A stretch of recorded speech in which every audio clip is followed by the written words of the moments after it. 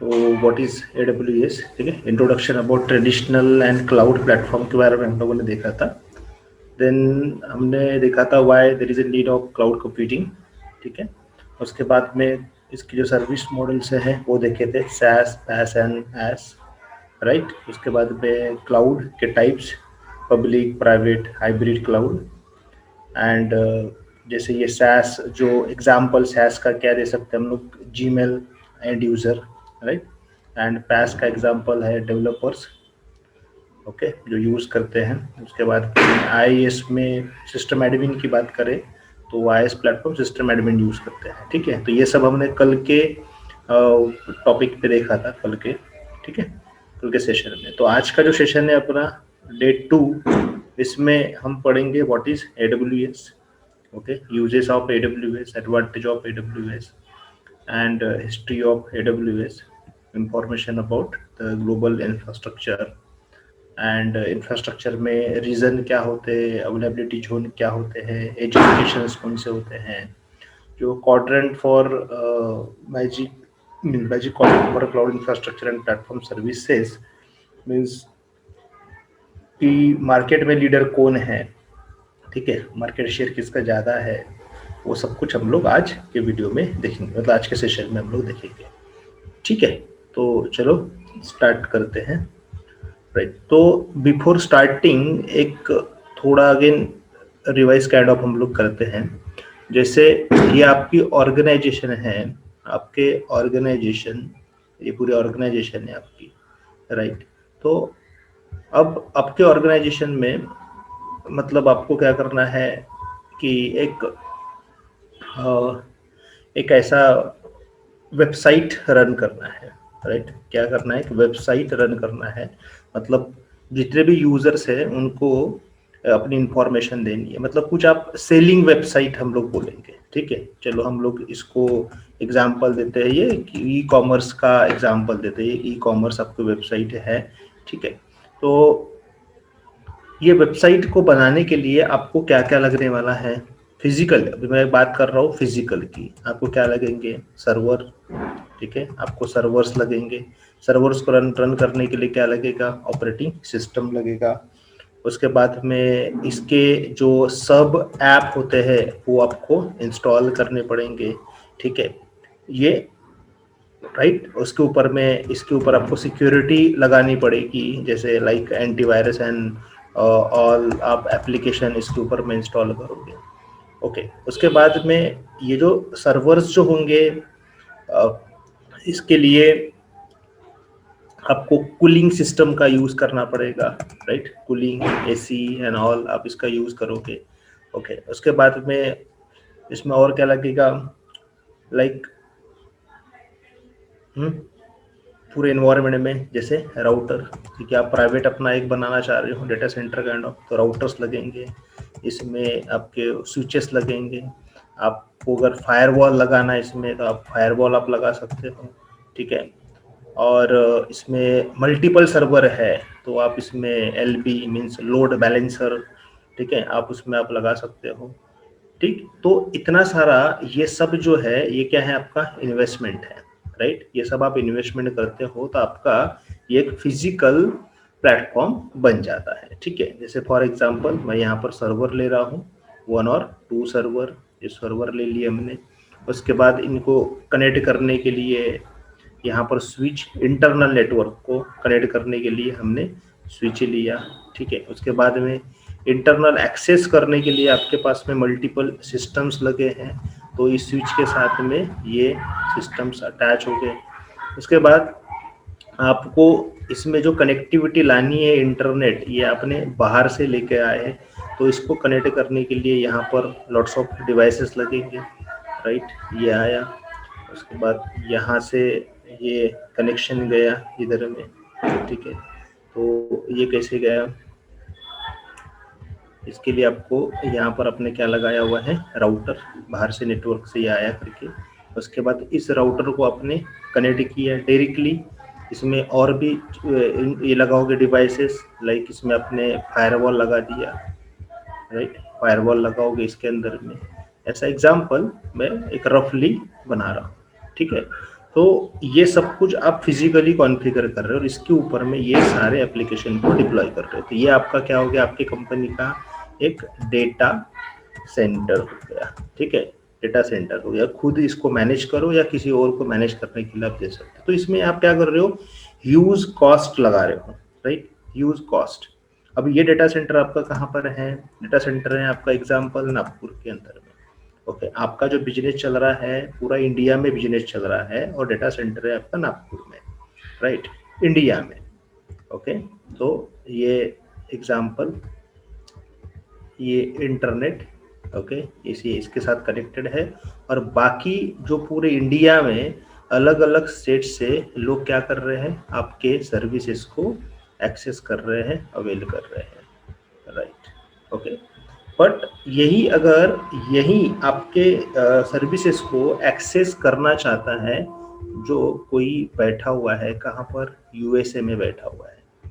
ठीक है, ये यूजर है जो यूएसए में बैठे हैं और ये आपके सर्विसेज को एक्सेस करना चाहते हैं, राइट। तो ये जो इंफॉर्मेशन जो होगी कहाँ से आएगी, ये यूएसए के आईएसपी के साथ कनेक्टेड है। ओके, यूएसए का आईएसपी ये इंडिया के आईएसपी के साथ कनेक्टेड है, राइट। तो ऐसा ये रिक्वेस्ट गई इधर, ऐसा कर कर ये इंफॉर्मेशन इसके पास में आ जाएगी, राइट। यहाँ का जो पर्सन बैठा हुआ है इसको एक्सेस करेगा। तो इसमें स्पीड क्या होगी, एज पर इंडियन क्लाइंट, इसकी जो स्पीड होगी, लेटेंसी जो होगी वो क्या होगी, बहुत ही कम होगी, बराबर। ठीक है, तो ये कंपनी चाह रही है कि चलो मैं अपना खुद का डेटा सेंटर कहाँ पर बनाता हूँ, यूएसए में। तो यूएसए में उसको ये पूरी कॉस्टिंग जितना यहाँ पर लगा उतना ही उसको इधर में भी लगाना पड़ेगा, राइट। तो ये सब कुछ हमारे ट्रेडिशनल इसमें आता है, कल हमने डिस्कस किया था। ओके, बट जब हम क्लाउड प्लेटफॉर्म की तरफ में जाते हैं तो हमको क्या करना पड़ता है, ये सबसे हम लोग क्या कर रहे हैं, इसको मतलब डिटैच हो रहे हैं। आपको मैन्युअली ये सब कुछ नहीं करना है, जो क्लाउड प्रोवाइडर है ये सारी सर्विसेज हमको देता है, ये हमने कल डिस्कस किया था, राइट। तो फिर AWS ही क्यों हमने करना चाहिए, AWS कौन है ना, what is AWS exactly. Okay, तो वो हम लोग डिस्कस कर रहे हैं। तो what is AWS, AWS stand for Amazon web services, Amazon web services, right. तो ये क्या है, Amazon एक कंपनी है, राइट। तो Amazon का एक सब्सिडरी कंपनी, मतलब उसी का एक पार्ट है Amazon वेब सर्विसेज। ओके, तो ये कंपनी क्या करती है, जो अब तक हमने डिस्कस किया, जो हमने क्लाउड कंप्यूटिंग जो हम डिस्कस कर रहे हैं कल से, वो पूरा प्लेटफॉर्म ये AWS हमको प्रोवाइड कर रहा है, right. The AWS service is provided by the Amazon that uses distributed IT infrastructure to provide different IT resources available on demand. Okay, it provide different services such as infrastructure as a service, जो हमने कल discuss किया था, right. साथ में PaaS, platform as a service, okay, then software as a service. तो ये तीनों सर्विसेज को ये हमको प्रोवाइड कर रहा है, कौन, Amazon, राइट। तो Amazon launch AWS cloud computing platform to allow the different organization to take advantage of reliable IT infrastructure। Means जो मल्टीपल ऑर्गेनाइजेशंस है जो इसके समान जो अपना खुद का डेटा सेंटर बना रहे हैं। ओके, आपको समझ में आ गया, खुद का डेटा सेंटर जब हम बनाते हैं तो कितना सारा कॉस्टिंग हमारा जाता है, कितना अपफ्रंट कॉस्ट हमको पे करना पड़ रहा है। तो ऐसे मल्टीपल कंपनियां खुद का बना रही है, तो Amazon क्या कर रहा है, ऐसे कंपनी को अलाउ कर रहा है कि तो instead of maintaining and creating own infrastructure, just आप हमारे प्लेटफॉर्म पे आ जाओ और हमारे प्लेटफॉर्म पर अपने सर्वर्स को क्रिएट करो। ठीक है, ये AWS हमको बोल रहा है। ओके, तो यूजेस ऑफ AWS, तो कोई स्मॉल कंपनी है, मैन्युफैक्चरिंग कंपनी है, कोई मैन्युफैक्चरिंग ऑर्गेनाइजेशंस हैं, तो वो अपना एक्सपर्टाइज यूज कर कर इस प्लेटफॉर्म का इस्तेमाल कर सकती है, उसको AWS मतलब प्रोवाइड कर रहा है। साथ में लार्ज ऑर्गेनाइजेशन है, समझ लो, तो लार्ज ऑर्गेनाइजेशन जो अक्रॉस स्प्रेड है पूरे ग्लोब में, पूरे वर्ल्ड में, ओके, ऐसे बड़े ऑर्गेनाइजेशंस के लिए भी AWS क्या कर रहा है, सपोर्ट दे रहा है, राइट। मतलब जिसे मैंने एग्जांपल दिया, तो अगर वर्ल्ड में आपकी ये कंपनी है तो वर्ल्ड में आपके खुद के डेटा सेंटर्स आपको बनाने पड़ेंगे, जो कि पॉसिबल नहीं है और पॉसिबल है तो फिर लॉट्स ऑफ इन्वेस्टमेंट आपको देना पड़ रहा था। तो AWS क्या कर रहा है कि आपको विद इन अ क्लिक में मल्टीपल जियोग्राफिकल लोकेशन पर आपको सर्वर प्रोवाइड कर रहा है। ठीक है, उसके बाद में कोई अगर आपका architect consultancy type of company है तो उसमें आपको हाई अवेलेबिलिटी मतलब हाई जो सॉफ्टवेयर जो लगते हैं, ठीक है, वो सॉफ्टवेयर्स को ये प्रोवाइड करता है। उसके बाद मीडिया काइंड ऑफ कंपनी है तो मीडिया काइंड ऑफ जो एप्लीकेशंस जो होती है like e box and audio files, ये आपको वर्ल्ड वाइड प्रोवाइड करता है। तो इसके लिए आप AWS का इस्तेमाल कर सकते हो। ठीक है, तो AWS क्या है? AWS जस्ट अ प्लेटफॉर्म है। हाँ, समझो, AWS कोई सॉफ्टवेयर है क्या? AWS बिल्कुल नहीं। AWS जस्ट अ प्लेटफॉर्म है। ये प्लेटफॉर्म पे क्या किया, देखो, AWS क्या है? जस्ट अ प्लेटफॉर्म है, ये पूरा इंफ्रा है AWS का। ओके, इस इंफ्रा में AWS ने क्या किया, अपने मल्टीपल सर्वर लगाए। कल मैंने एक आपको डायग्राम दिखाया था। चलो, ये बनाने के बजाय मैं कल का ही डायग्राम आपको दिखाता हूँ। कल एक डायग्राम हमने देखे थे, ये एक मिनट, ये डायग्राम था। तो इसमें देखो, इसने क्या किया, ये पूरे अपना ये इनका प्लेटफॉर्म है और इसके ऊपर में ये मल्टीपल सर्वर लगाया और एक्सेस करने के लिए एक कंसोल बनाया। और एज अ यूजर हम उस कंसोल के ऊपर जाकर अपने कंपनी का अकाउंट बनाते हैं और इनके इंफ्रा को हम यूज करते हैं। ओके, तो ये ये सारी ये सब यूजेस जो है हम AWS का हम लोग कर सकते हैं, राइट। तो AWS यूज करने का फायदा क्या है? सबसे पहली बात, AWS यूज करने का बेनिफिट है, और एनी क्लाउड सर्विसेज यूज करने का बेनिफिट क्या है? पे एज यू गो। पे एज यू गो कल भी हमने डिस्कस किया था। मतलब जैसे आपको कंप्यूटर चाहिए, कंप्यूटिंग पावर होना, आपको प्रोग्रामिंग मॉडल्स आपको कॉन्फ़िगर करना है, डेटाबेस कॉन्फ़िगर करने हैं, नेटवर्किंग कॉन्फ़िगर करनी है, तो इसमें से कोई भी चीज़ें अगर आपको चाहिए, ओके, तो आपको उसके लिए एडवांस पेमेंट देने की ज़रूरत नहीं है। ओके, तो आप मतलब आप यूज़ करो, उसके बाद उसका पैसा आप पे कर दो। अगर हाँ, एडवांस अगर आप देते हो तो उनके पास फिर अलग प्रोविज़न है कि आपको डिस्काउंट देते हो, राइट। इसमें ऐसा है कि 70-80% तक के डिस्काउंट मिल जाते हैं अगर आप एडवांस पेमेंट देते हो, तो वो एक अलग पार्ट है। हम बिलिंग कॉन्सेप्ट में हम लोग उसको देखेंगे लगे तो, बट अभी के लिए pay as you go means what, कि जैसा आप यूज करोगे एज पर कस्टमर रिक्वायरमेंट आपके जैसे फॉर एग्जांपल को जैसे आपका डेवलपमेंट का काम है और आपने कोई एक ऐप बनाई है, जो ऐप को रन करने के लिए आपको मान लो कि 100 GB की रैम लग रही है, 100 GB की रैम लग रही है, कम से कम 20 प्रोसेसर्स लग रहे हैं। ठीक है, तो खाली आपको टेस्टिंग करना है, तो टेस्टिंग करने के लिए उतना बड़ा सर्वर आपको खरीदना पड़ेगा, बराबर। बट अगर आप ये प्लेटफॉर्म में जाते हो तो विद इन अ क्लिक आप लार्ज हार्डवेयर को आप ले सकते हो, और 2 से 3 घंटे का अगर आपका टेस्टिंग है, आप टेस्टिंग करके उसको आप बंद कर सकते हो। और 2 से 3 घंटे का क्या चार्जेस लगेगा? ठीक है, जो चार्जेस होगा 2 से 3 घंटे का बहुत ही नॉमिनल होगा। जहां आप लाखों रुपए का इन्वेस्टमेंट कर रहे थे, यहाँ पर 1000 में आपका काम हो जाएगा और आपके जो है एप्लीकेशन का टेस्ट पूरा हो जाएगा। हाँ, उसको अगर कंटिन्यूसली आपको चलाना है तो फिर आप कंटिन्यूस के लिए वहीं से उस हार्डवेयर को आप मतलब लोगे, ठीक है, यूज करोगे और उसका मंथली बिल आप पे करोगे। तो that is pay as you go model. ठीक है, तो ये हमको अमेजॉन प्रोवाइड करता है, राइट, मतलब AWS प्रोवाइड करता है। उसके बाद में इसके एडवांटेजेस क्या है? AWS के एडवांटेजेस क्या है? सबसे पहली बात क्या है? Flexibility. Okay, means what? Flexibility means what? क्या होगा उसका meaning? Flexible means we can get more time for core business task due to the instant availability of a new feature of services in a AWS. Okay, it provide effortless hosting of legacy applications. मतलब कोई भी type का infra अगर आपको इसमें create करना है तो क्रिएट करना है, आपको डाउन करना है, अप करना है या डाउन करना है, विद इन अ क्लिक आप कर सकते हो, विद इन अ क्लिक आप कर सकते हो। एक मिनट।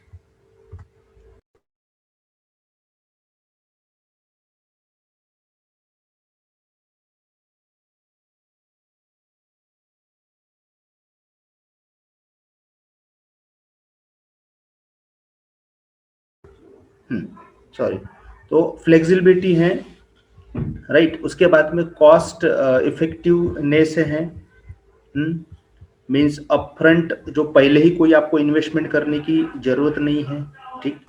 उसके बाद में स्केलेबिलिटी है, इजीली आप उसको बढ़ा सकते हो, स्केलेबिलिटी यानी इलास्टिसिटी, मीन्स बढ़ा सकते हो आप, इसको घटा सकते हो, राइट। उसके बाद में सिक्योरिटी है, हाई सिक्योरिटी हमको इस प्लेटफॉर्म के अंदर में मिलती है, वो हम लोग फर्दर डिस्कस करने वाले हैं। तो ये सारे एडवांटेजेस है, ओके। इसीलिए अगर आपको पूछा कि AWS यूज करने के एडवांटेजेस क्या है, तो उनको आप ये पॉइंट बताओगे कि फ्लेक्सिबिलिटी है, उसके बाद कॉस्ट इफेक्टिवनेस है, स्केलेबिलिटी, इलास्टिसिटी है एंड सिक्योरिटी है, ये इसके एडवांटेजेस है, ये आप उसको उनको बताओगे, ओके। सो हिस्ट्री, उसके बाद में इसका एक हिस्ट्री है, ओके। ये AWS जो सर्विस है ये कब स्टार्ट हुई, ओके, ये कब स्टार्ट हुई। वैसे एक्चुअल में इसका स्टार्टिंग हुआ 2002 में, ओके, बट मतलब सर्विसेज उन्होंने स्टार्ट की, पेपर प्रेजेंटेशन किया 2003 में, इसलिए हमने यहाँ पर 2003 को मेंशन किया हुआ, ओके। सो बट ये मॉड्यूल आया कैसा है, ये प्लान इनके पास आया कैसे, वो जानना जरूरी है, ठीक है। इनके पास ये प्लान आया कैसे, तो सबसे पहली बात,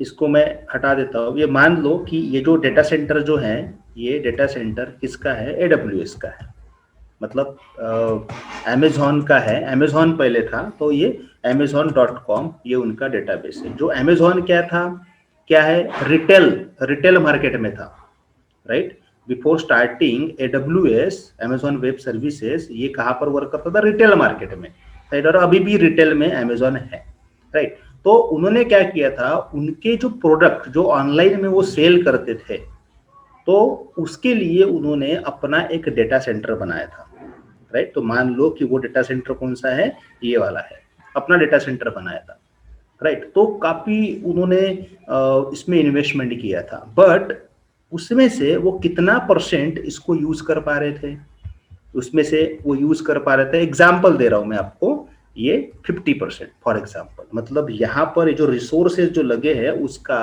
वो कितना यूज कर रहे थे, 50%।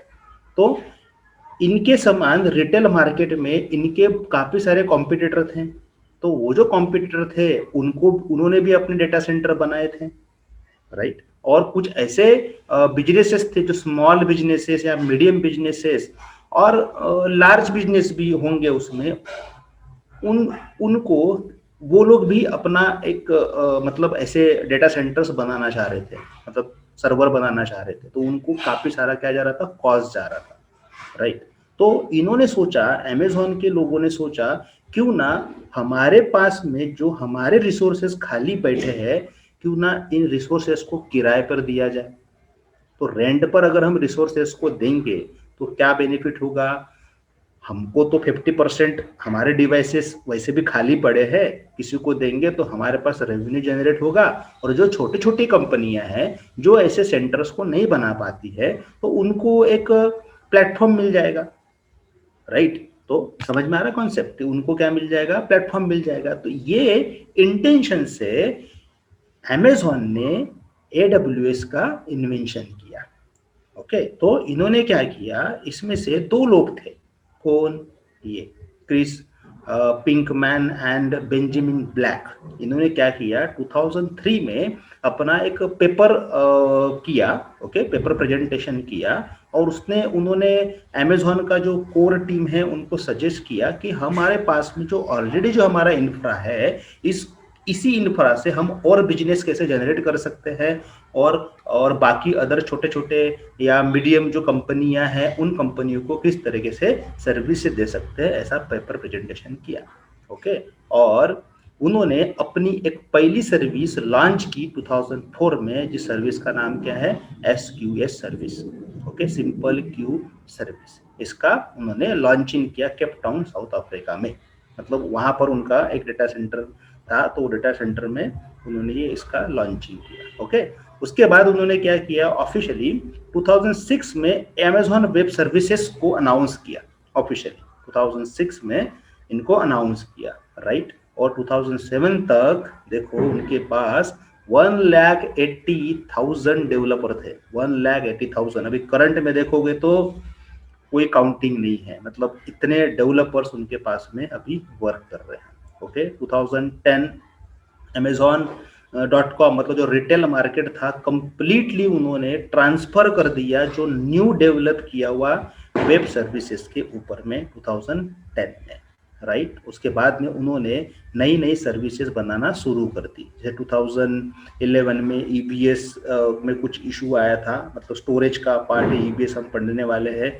उसके बाद 2012 में उन्होंने कुछ इन्वेंटमेंट किया। उसके बाद में 2013 में किया, 2014 में किया, 2015 में किया, ठीक है। और 16 में देखो उनका बिजनेस कितना था, 13 बिलियन, मतलब देखो ऑलमोस्ट डबल हो गया यहाँ पर। 2017, 18 मशीन लर्निंग कॉन्सेप्ट उन्होंने निकाला, और 2019, ओके 20 का अपडेट मैंने यहाँ पर नहीं किया हुआ है, 19 तक मैंने अपडेट किया हुआ है।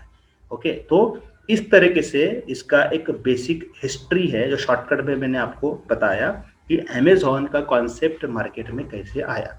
अमेज़न के पहले ऐसा कोई नहीं था जिन्होंने क्लाउड कंप्यूटिंग मॉडल को मार्केट में लाया था, ठीक है। ऐसा कोई नहीं था जिन्होंने मार्केट में लाया था। लाया मतलब इस स्केल में वो पर्सनली अपने डेटा सेंटर्स का इस्तेमाल कर रहे थे, बट ऐसे पब्लिकली किसी ने नहीं लाया था। पर सबसे पहले लाया किसने? अमेज़न ने लाया। इसीलिए आज भी अमेज़न क्या है, लीडर है ये सब चीज़ों में, ठीक है। और मेन मतलब इतनी सारे सर्विसेज वो दे चुका है, इसीलिए एक ट्रस्टेड प्लेटफॉर्म भी उसको बोला जाता है, राइट। तो अब ये अमेज़न कहाँ कहाँ पर फैला हुआ है, कहाँ कहाँ पर है, इसको ये जानने के लिए इसका हमको देखना है AWS global infrastructure. Global infrastructure की AWS कहाँ पर है। तो global infrastructure means what? AWS is a cloud computing platform, right? So which is globally available. Global infrastructure is a region around the world in which AWS is best, right? Global infrastructure is in a bunch of high level IT services which is shown below, means अभी यहाँ पर diagram हटाया हुआ है, right? उसके बाद AWS is availability in 24 region and 7 to 7 availability zone. Okay, ये current data है, मतलब इसी मंथ का डेटा है, नवंबर 2020 का ये डेटा है। ओके, तो और साथ में अभी न्यू अनाउंसमेंट भी इनका हुआ है, 15 न्यू अवेलेबिलिटी जोन बनने जा रहे हैं, और 5 न्यू रीजन इंक्लूडिंग इंडिया। मैंने कहा था हैदराबाद में आ रहा है, India, Indonesia, Japan, Spain and Switzerland में इनके नए रीजन बन रहे मतलब उसके अंदर में डेटा सेंटर्स आएंगे, अवेलेबिलिटी जोन्स आ गए। ओके, तो ग्लोबल इंफ्रास्ट्रक्चर में क्या क्या चीजें होती है? Availability zone nothing but a data center. उसके बाद region, edge location and regional edge cache, ठीक है। तो इनके बारे में हम लोग देखते हैं। ओके, तो ग्लोबल इंफ्रास्ट्रक्चर। अब सबसे पहली बात देखो क्या है ये, पहला पार्ट रीजन। रीजन का मीनिंग क्या होता है ये समझना जरूरी है। एक इसको न्यू बनाता हूं। अब देखो ये पूरा वर्ल्ड है, ये पूरा वर्ल्ड है, राइट। ओके, अर्थ। अब इन्होंने क्या किया, जैसे अलग अलग कंट्रियां हैं यहाँ पर, एक अलग अलग कंट्रीज है ना। ये पूरा जो वर्ल्ड है डिवाइडेड है, राइट। इसको हम लोग कॉन्टिनेंट बोलते हैं, खंड। तो फॉर एग्जांपल ये डिवाइडेड है, मैं इसको इस तरीके से डिवाइड कर रहा हूँ। ओके, यहाँ पर मेनी कंट्रीज है इस ग्लोब में, राइट। तो ये ग्लोबल, तो ग्लोब। अभी यहाँ पर मान लो इधर में एक कंट्री है, ओके। तो कोई XYZ हम कंट्री की बात करते हैं, चलो यूएस लेते हैं हम लोग, ओके, यूएसए। ओके, उसके बाद हम लोग यहाँ पर लेते हैं यूके, हम लोग इधर में लेते हैं चलो चाइना, ओके, यहाँ पर हम लोग लेते हैं जापान। ओके, हम लोग यहाँ पर करते हैं इंडिया, ठीक है, और यहाँ पर और भी है अफ्रीका, ओके, और कनाडा, ओके, और कौन सी जनरल हम लोग यहाँ पर, श्रीलंका तो नहीं आएगा, छोटा है,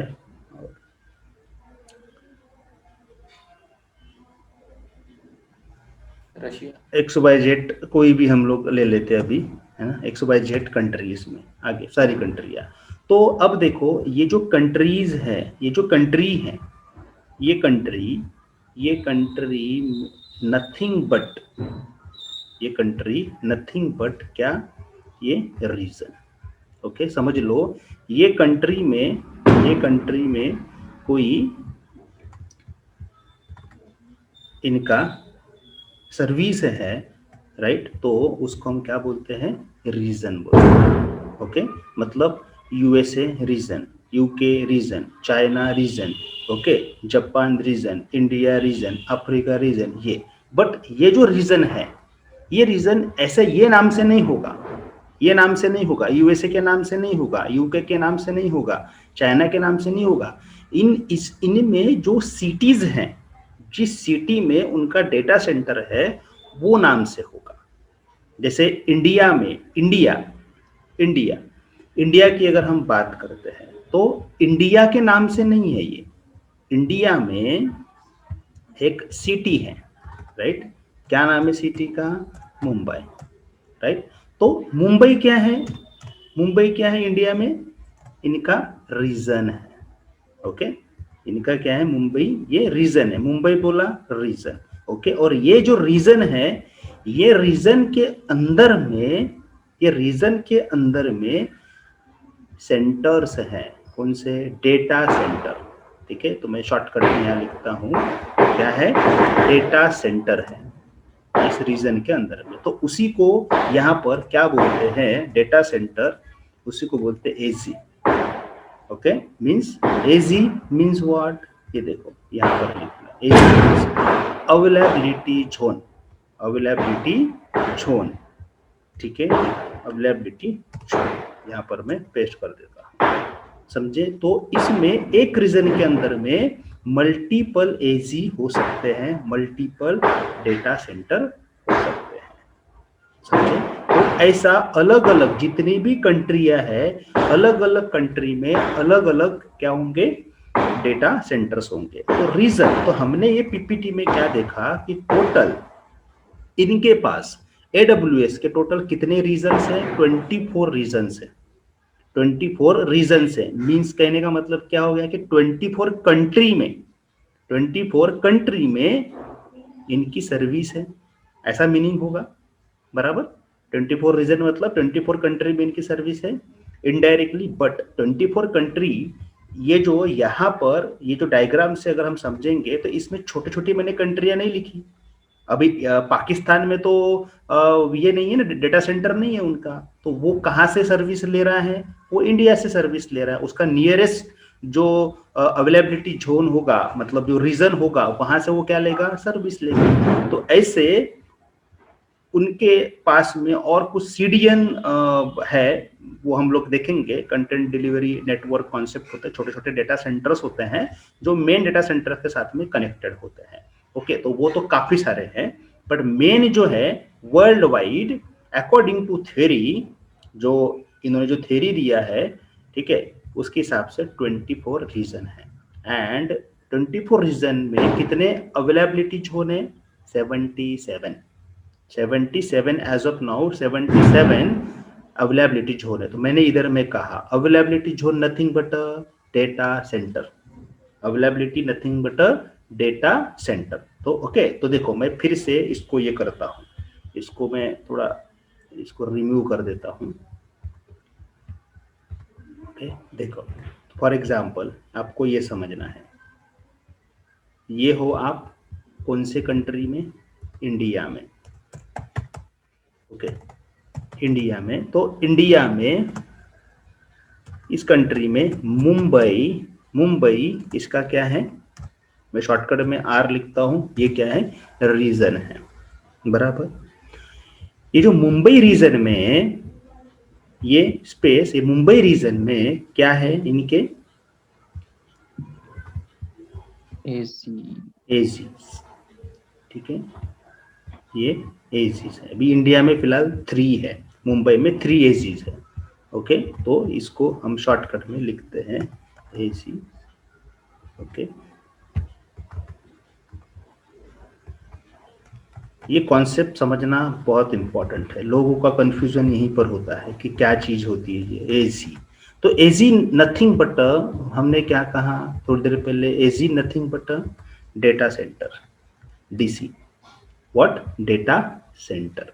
और ये डेटा सेंटर ये एक दूसरे के साथ में कनेक्टेड भी हैं, इंटरनली एक दूसरे के साथ ये कनेक्टेड है, समझा क्या। कोई अगर मुंबई में जा रहा है, मुंबई मतलब रीजन में जा रहा है उसके वेबसाइट पर, तो उसको कितने डेटा सेंटर मिलेंगे, यहाँ पर 3 डेटा सेंटर, और इन डेटा सेंटर को नाम भी है, ठीक है। तो मुंबई में उन्होंने नाम दिया हुआ है, वो कैसा मैं उनके वेबसाइट पर आपको शो करवाता हूँ, राइट। तो ये हो गए 3 डेटा सेंटर। अब ये जो डेटा सेंटर्स हैं इसके समान पूरे वर्ल्ड में होंगे।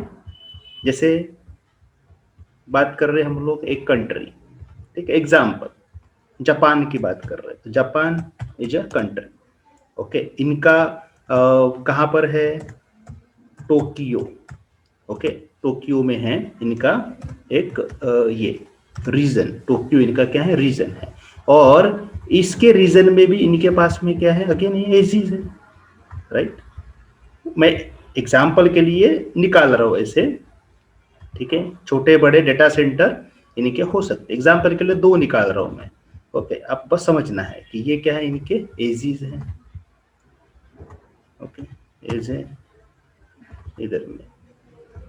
अब इतने सारे डायग्राम में नहीं निकाल सकता, अब बस समझो, ये हो गए एजीज, ओके। सो ये सारे एजीज अगेन ये एक दूसरे के साथ कनेक्टेड है, ठीक है, एक दूसरे के साथ कनेक्टेड है। तो एग्जाम्पल में इधर में निकालता, ये दूसरी कंट्री है, ये दूसरी कंट्री है, ठीक है, ये तीसरी कंट्री है, ये कंट्री है, बराबर। इनके अंदर में सब में इनके कंट्री रीजन्स के डेटा सेंटर्स हैं, अलग अलग डेटा सेंटर्स हैं, ठीक है, सब में इनके डेटा सेंटर्स हैं यहाँ पर, ओके, छोटे बड़े। और ये सारे एक दूसरे के साथ में क्या है, कनेक्टेड भी हैं, ग्लोबली सब कनेक्टेड है, ठीक है। ये इसके साथ कनेक्टेड है, ये इसके साथ कनेक्टेड है, इसके साथ कनेक्टेड है, ये इंटरनली ये भी सारे कनेक्टेड हैं, ठीक है, ठीक है, समझ में आ रहा है ना कॉन्सेप्ट। अब अगर मैं इंडिया के अंदर में मेरा बिजनेस है, तो मैं अपना सर्वर कहाँ बनाऊंगा, ये मुंबई वाले रीजन में जाऊंगा और यहाँ पर मैं क्रिएट करूंगा, ठीक है। वो हम सिलेक्ट भी कर सकते हैं कि 3 डेटा सेंटर में से मुझे कहां पर करना है, ओके।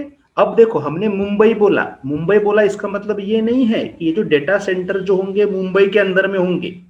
ये तो अब तक किसी को पता ही नहीं है कि डेटा सेंटर मुंबई के अंदर में है या मुंबई के आसपास में जो छोटी छोटी सिटीज आती है या गांव विलेजेस होंगे वहां पर है, अभी भी किसी को पता नहीं है, समझा। बट नाम क्या बोला जाएगा, मुंबई। अगर आप कहीं बाहर गए, समझ लो आप चले गए, समझ लो कि आप कश्मीर गए, तो आप क्या बताते हो, आप कहाँ से हो, आप बोलते हो मैं महाराष्ट्र से हूँ, बराबर। आप नागपुर बोलो, नागपुर को कोई नहीं जानता, बहुत कम लोग जानते हैं।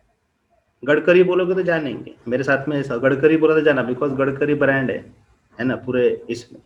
तो बट नागपुर उतने लोग नहीं जानते, तो हम क्या बोलते हैं, महाराष्ट्र से हूँ।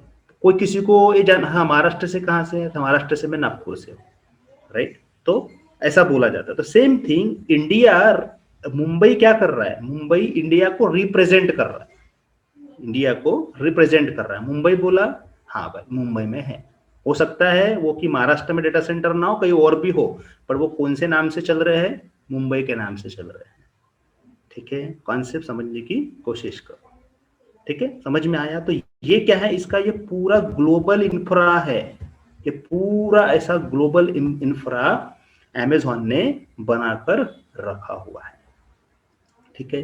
साथ में इन्होंने और क्या चीज की, देखो और क्या चीज की, रीजन आपको समझ में आ गया, रीजन आपको समझ में आ गया, अवेलेबिलिटी जोन आपको समझ में आ गया। फिर ये एज लोकेशन क्या चीज है, ये एज लोकेशन भी होता है। तो एज लोकेशन मतलब क्या, अब यहां पर ये जो डेटा सेंटर्स है ये फिजिकली हैं, सारे फिजिकली हैं, राइट, बराबर।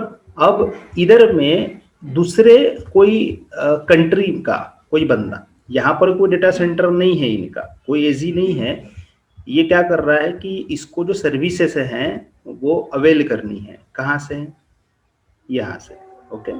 इनके डेटा सेंटर पर इनके कंट्री की सर्विसेज होगी, तो ये ट्रैफिक कहाँ पर आ रहा है, यहाँ पर आ रहा है, राइट, ट्रैफिक आ रहा है। इसका डिस्टेंस फॉर एग्जांपल ये कंट्री का डिस्टेंस है, ज़्यादा नहीं, छोटी अपनी इंडिया के आसपास की कंट्री है, समझ लो 2000 किलोमीटर पे कंट्री है या 3-4 हजार किलोमीटर पे कंट्री है दूसरी, ओके। वो कंट्री का ट्रैफिक हमारे पास आ रहा है, राइट। अब इसी कंट्री के जो कोई यूजर्स है, इनको ये जो जापान है यहाँ का डेटा एक्सेस करना है, तो इधर से रिक्वेस्ट आएगी तो बहुत लॉन्ग रिक्वेस्ट आएगी, बराबर। तो इसकी जो लेटेंसी जो होगी बहुत ही लो होगी, स्पीड बहुत ही लो होगा। तो इन्होंने क्या किया कि कैशिंग सिस्टम बनाया, क्या बनाया, कैशिंग सिस्टम। इन्होंने इंटरनली छोटे छोटे क्या बनाए, छोटे छोटे इनके डेटा सेंटर्स बनाए हैं, ओके। वो डेटा स्टोर करने के लिए नहीं है, डेटा जिस काइंड ऑफ यहाँ पर VMN ये सब बन रहा है उसके लिए नहीं है। इसमें क्या स्टोर होता है, कैश स्टोर होता है, कैश।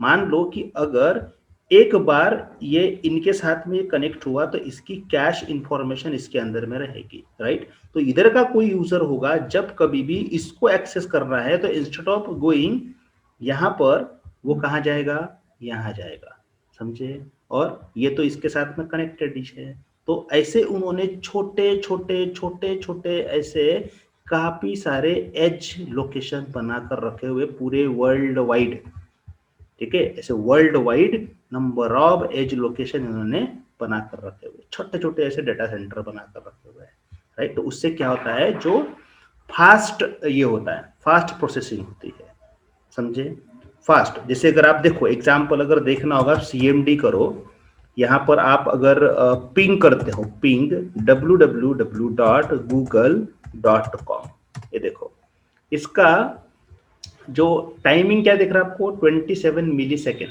इसका जो रिस्पॉन्स जो मिल रहा है सर्वर से 27 मिली सेकेंड मिल रहा है। यही अगर आप कोई दूसरे इसको ये कर देखो, जैसे फेसबुक का लेटेंसी कितना है, 24 है, ओके।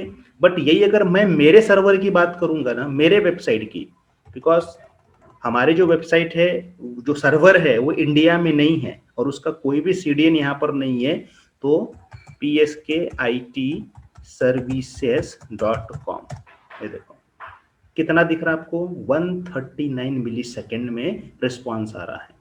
क्यों आ रहा रिस्पॉन्स, क्योंकि ये जो है ये हमारे पास है ही नहीं, इंडिया में हमारी वेबसाइट नहीं है, मतलब इंडिया के सर्वर पर नहीं है, बाहर के सर्वर पर है और उसका कोई CDN नहीं है एज ऑफ नाउ। पर हम लोग अभी कुछ दिनों के बाद करने वाले हैं, वो इंडिया से ही अपना ये डाउनलोड होगा, पेजेस डाउनलोड होंगे, राइट। तो इनके क्या, इनका क्यों हो रहा है, कि इनके जो सर्वर है ना, इनके सर्वर की जो कॉपीज है इंडिया में है, इनके डेटा सेंटर इंडिया में भी है, ओके। इसके कारण स्पीड जो है हमको क्या मिल रही है, यहाँ पर हाई मिल रही है, हाई, इससे डेटा फेचिंग हो रहा है, राइट। तो ये कॉन्सेप्ट है ये। उसके बाद में रीजनल एज कैश भी होता है इसमें, ये देखो edge location and regional edge location cache, okay. ये क्लाउड फ्रंट नाम का एक सर्विस होता है, उसके बारे में थोड़ा सा मैं आपको बताऊंगा। इसको हमको कॉन्फ़िगर करना पड़ता है। तो ये भी क्या है, ये भी कैश सिस्टम है, ये भी क्या है, एक कैशिंग ही है, बट ये रीजनल कैशिंग सिस्टम होता है, राइट। तो ये ऐसा इसका इंफ्रा है, राइट। अब देखो इसका शॉर्ट में एक समरी की हुई है, 24 लॉन्च ये दिए हुए हैं, रीजन्स दिए हुए हैं, 5 अनाउंस्ड है, मतलब आने वाले हैं, 7 to 7 अभी डेटा सेंटर है पर्टिकुलर अलग अलग रीजन में, किसी में 2 होते हैं, किसी में 3 होते हैं, किसी में 4 होते हैं डेटा सेंटर, मतलब availability zone. Okay, 2 local zone से हैं। उसके बाद में इनका जो सर्विस है, overall service territory 245 countries, world की 245 कंट्रीज में इनका सर्विस अभी भी चल रहा है। उसके बाद अगेन 97 डायरेक्ट कनेक्ट लोकेशंस भी होते हैं, मतलब अगेन कुछ डेटा सेंटर्स होते हैं। ओके, तो मेन आपको देखना है इसके तरफ में ये और ये वाला, ठीक है। और ये कोई पूछा ऊपर से, और एक बात, ये स्टैटिक नहीं है, ये स्टैटिक नहीं है, ये हमेशा चेंज होते रहता है। मतलब जैसे जैसे उनके अवेलेबिलिटी जोन बढ़ गए, जैसे अभी उन्होंने कहा कि 15 आने वाले हैं, तो यहाँ पर वैल्यू क्या हो जाएगी, चेंज हो जाएगी। उन्होंने कहा कि और रीजन बन रहे, तो यहाँ पर क्या हो जाएगी, वैल्यू चेंज होती जाएगी। तो इसको यहाँ पर देखो 245 कंट्री में है, यहाँ पर भी वैल्यू क्या होती जाएगी, चेंज होती जाएगी। समझे?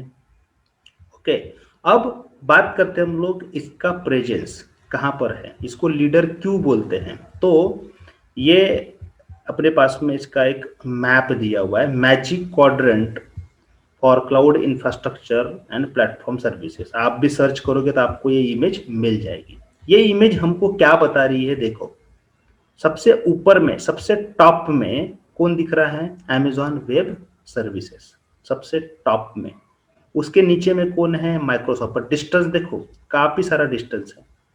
ओके, इनमें डिस्टेंस बहुत ज्यादा है, माइक्रोसॉफ्ट। और माइक्रोसॉफ्ट के पीछे में कौन है, गूगल। गूगल और माइक्रोसॉफ्ट में डिस्टेंस, अगर इसको इसके साथ पकड़ेंगे तो कितने दूर है वो, मतलब सर्विसेज प्रोवाइड करने में। उसके बाद में कुछ और कंपनी है, जैसे अलीबाबा, ये दूसरे ब्लॉक में आती है, ओरेकल, आईबीएम।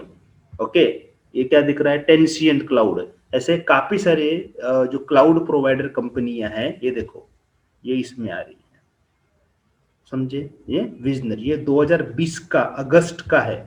तो गार्टनर इंस ये कंपनी है, ये कंपनी क्या करती है, सर्वे करती है। ओके, तो ये गार्टनर के सर्वे के अकॉर्डिंग के रिपोर्ट जनरेट हुई है, और ये बता रहा है कि दुनिया में सबसे ऊपर जो लीडर है क्लाउड कंप्यूटिंग में, वो कौन है, अमेजॉन है। ओके, तो कैसा ग्लोबली, ग्लोबली देखो इसका कैसा प्रेजेंट है, मार्केट शेयर क्या है। AWS ने ग्लोबल मार्केट 32% कैप्चर करके रखा हुआ ये, और ये भी वैल्यू चेंज होती रहती है, ये वैल्यू हमेशा चेंज होती रहती है। मैं ग्लोबल वैल्यू की बात कर रहा हूँ, पर्टिकुलर कंट्री की बात नहीं कर रहा हूँ। तो 32% इन्होंने मार्केट, 32% मतलब बहुत ही ह्यूज मार्केट है। ओके, तो इन्होंने कैप्चर करके रखा हुआ है। उसके बाद सेकंड नंबर पर कौन है, एज्योर है। सेकंड नंबर पे एज्योर है, 19% इन्होंने मार्केट कैप्चर किया हुआ है। उसके बाद में थर्ड नंबर पर कौन है, गूगल, जीसीपी, ठीक है, क्लाउड, ये गूगल क्लाउड प्लेटफॉर्म है, 7%। 6% किसका मार्केट है, अलीबाबा का। और बचे हुए जो क्लाउड है जैसे आईबीएम एंड ऑल, जो छोटे छोटे बहुत सारे क्लाउड है, Rackspace and all, okay, Cloudflare, ये सब, डिजिटल ओशियन एंड ऑल, तो ये 37% इनका है। ऐसा काउंट कर लो, ये 100% होता है, राइट। तो 32% सबसे ज्यादा मार्केट शेयर AWS का ही है। इसलिए मैं भी इंसिस्ट करता हूँ, मतलब कि AWS एंड एज्योर के तरफ पे ज्यादातर फोकस करो। क्यों? क्योंकि सबसे ज्यादा वैकेंसीज इन्हीं के पास में है, बिकॉज आज हर कोई कंपनी जाना चाहती है इनके तरफ में, राइट। तो ये उसके पीछे का एक रीजन है। उसके बाद में देखो इसका एक वेबसाइट है जहाँ पर आपको AWS का पूरा इंफ्रास्ट्रक्चर दिखेगा, एक एनिमेशन काइंड ऑफ आपको दिखेगा। इस पर आप जाओ, पेस्ट कर दो, एंटर।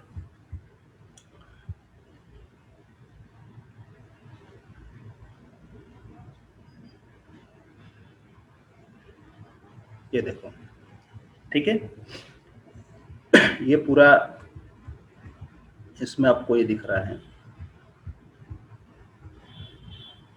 जब ये हमने वो निकाला था, ये पूरा ग्लोब अलग अलग कंट्री में कहाँ कहाँ पर है, ये देखो, राइट। तो ग्लोबल इंफ्रास्ट्रक्चर, तो रीजन नथिंग बट क्या, area, right. Region nothing but क्या, एरिया। ओके, उस एरिया में क्या होते हैं, अवेलेबिलिटी जोन ये दिख रहे हैं, जैसे फॉर एग्जांपल 3 अवेलेबिलिटी जोन है, okay, nothing but a data centre, okay. और जैसे आप एज अ यूजर आप यहाँ बैठे हो, एज अ यूजर इधर में हो आप, बराबर, तो एज अ यूजर आप कहाँ से कनेक्ट हो रहे हो, ये इनके डेटा सेंटर के साथ में कनेक्ट हो रहे हो, राइट, ओके।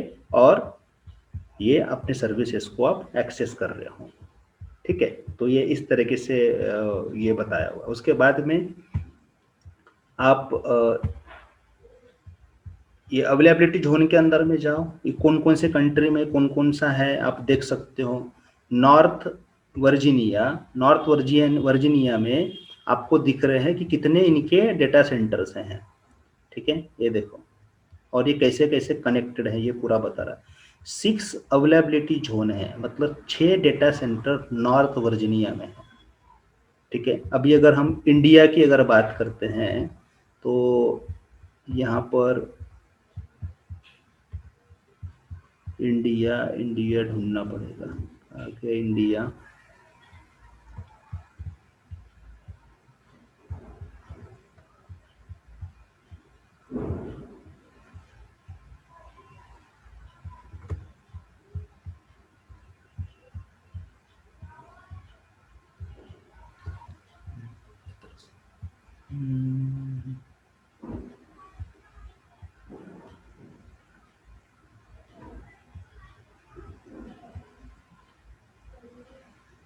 ये देखो ये है मुंबई, ठीक है, इस पे क्लिक करो तो कितना दिखा रहा है ये, ठीक है। 3 इसमें अवेलेबिलिटी आपको जोन दिखा रहे हैं, बराबर। तो ये मुंबई को आप एक्सप्लोर कर सकते हैं। ये देखो हैदराबाद में एक आ रहा है, दिख रहा है, हैदराबाद में एक आ रहा है, बट उन्होंने बताया नहीं, कमिंग सून बोला है, बट बताया नहीं कि कितने उसके अंदर में अवेलेबिलिटी जोन रहने वाले, डेटा सेंटर रहने वाले हैं, ठीक है। तो आप इसमें जाकर ये पूरे इंफ्रा को आप देख सकते हैं, इनका नेटवर्क कहाँ कहाँ पर फैला हुआ है, किस तरीके से डेटा ट्रांसफर होता है, ठीक है। ये सब उसके बेनिफिट क्या है यूज करने के, ये उन्होंने शो किया, ओके। तो आप क्या करो, इसका और थोड़ा सा सर्वे करो, देखो इंफ्रास्ट्रक्चर .aws के अंदर में जाकर, ठीक है। तो ये समझना जरूरी है आपको, ठीक है। क्लियर है, यहाँ तक समझ में आ गया आपको। उसके बाद ये हम बाद में देखेंगे, बट चलो फिर से हम लोग चलते हैं वापस थोड़ा सा डिस्कशन करने के लिए।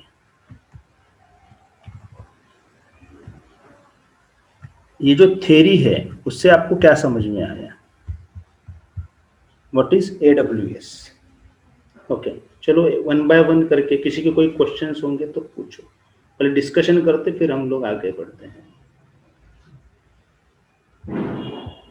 ये समझ में आ गया व्हाट इज AWS, यूजेस क्या है AWS का, एडवांटेज क्या है AWS के, हिस्ट्री, राइट, कहाँ से कब शुरू हुआ, मेन, ये तो चलो आपको कहीं पर भी ये हो जाएगा। मेन क्या है, इंफ्रास्ट्रक्चर, तो ग्लोबल इंफ्रास्ट्रक्चर समझ में आया, यस और नो, ग्लोबल इंफ्रास्ट्रक्चर, किसी ने पूछा व्हाट इज ग्लोबल इंफ्रास्ट्रक्चर, मतलब AWS का ग्लोबल इंफ्रास्ट्रक्चर क्या है, तो मतलब आप क्या बोलोगे, ग्लोबल इंफ्रास्ट्रक्चर मतलब ग्लोबली उसका प्रेजेंस है ना, पूरे वर्ल्ड में वो कहाँ कहाँ पर अवेलेबल है, ओके।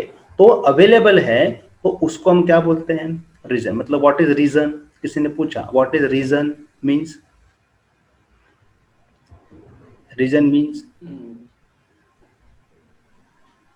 नथिंग, कंट्री, कंट्री है ना, मतलब रीजन मतलब क्या, कंट्री, वो कंट्री में जो कंट्री में अवेलेबल है, ठीक है, वो एरिया अवेलेबल है, उसको हम क्या बोलते हैं, रीजन बोलते हैं, राइट, उस, हाँ रीजन। और what is AZ, data centers in data that center, okay, data center है ना, उस रीजन के अंदर में जो डेटा सेंटर्स है उन्हीं को हम क्या बोलते हैं, एजेड बोलते हैं, बराबर। और डेटा सेंटर वो एक दूसरे के साथ में इंटरनली कनेक्टेड भी होते हैं और ग्लोबली भी एक दूसरे के साथ क्या होते हैं, कनेक्टेड होते हैं, बराबर। उसके बाद एज लोकेशन मतलब क्या, edge location means cache location, cache, All data okay, center. Cache, right. तो एज लोकेशन का मीनिंग होता है कैशिंग, कि जैसे किसी को कोई अगर वो मुंबई के इसमें उनका डेटा है और कोई यूएसए से ट्रैफिक मुंबई के लिए आ रहा है, ओके, तो लॉन्ग मतलब वो ट्रैफिक आ रहा है तो वो प्रोसेसिंग में टाइम जाएगा, मतलब होता है वो मिली सेकेंड में ही होता है, बट फिर भी जैसे एग्जांपल मैंने आपको दिखाया कि 137 एंड 24, तो इतना आपको डिफरेंस मिलेगा। तो इससे अच्छा वो क्या करते हैं, उनके एरिया में CDN kind of services, cloud front end all वो सर्विसेज कॉन्फ़िगर होती है, उनके वहां पर कैशिंग सर्वर्स होते हैं जिसको हम क्या बोलते हैं, ये बोलते हैं एज लोकेशन बोलते हैं। तो एज लोकेशन के साथ में मेन डेटा सेंटर क्या होते हैं, कनेक्टेड होते हैं। तो यूके का जो पर्सन है जब कोई सर्विस को एक्सेस कर रहा है जो कि इंडिया की है, तो उसका जो कैश होगा वो उसके एरिया के एज लोकेशन पे होगा, ओके। तो उसके एक छोटे सर्वर पर होगा, वहां से उसको वो उठाएगा, समझे। तो जितना जो ट्रैफिक आने के लिए जितना समय लग रहा था वो क्या हो जाएगा, कम हो जाएगा। तो ये काम होता है एज लोकेशन का, ओके। और इसका डेटा पूरा एज लोकेशन, हाँ सर इसका पूरा डेटा एज लोकेशन पर रहेगा कि जो नहीं मेन नहीं डेटा नहीं नहीं सेंटर नहीं में नहीं, वहीं पे डेटा रहेगा? थोड़ी मैं बोल रहा हूँ, मैं कैश बोल रहा हूँ ना, कैश मेन बोल कैश, रहा हूँ। डेटा कहाँ पर है, डेटा तो वो डेटा सेंटर में रहेगा ना, मेन, हाँ मेन में रहेगा, राइट।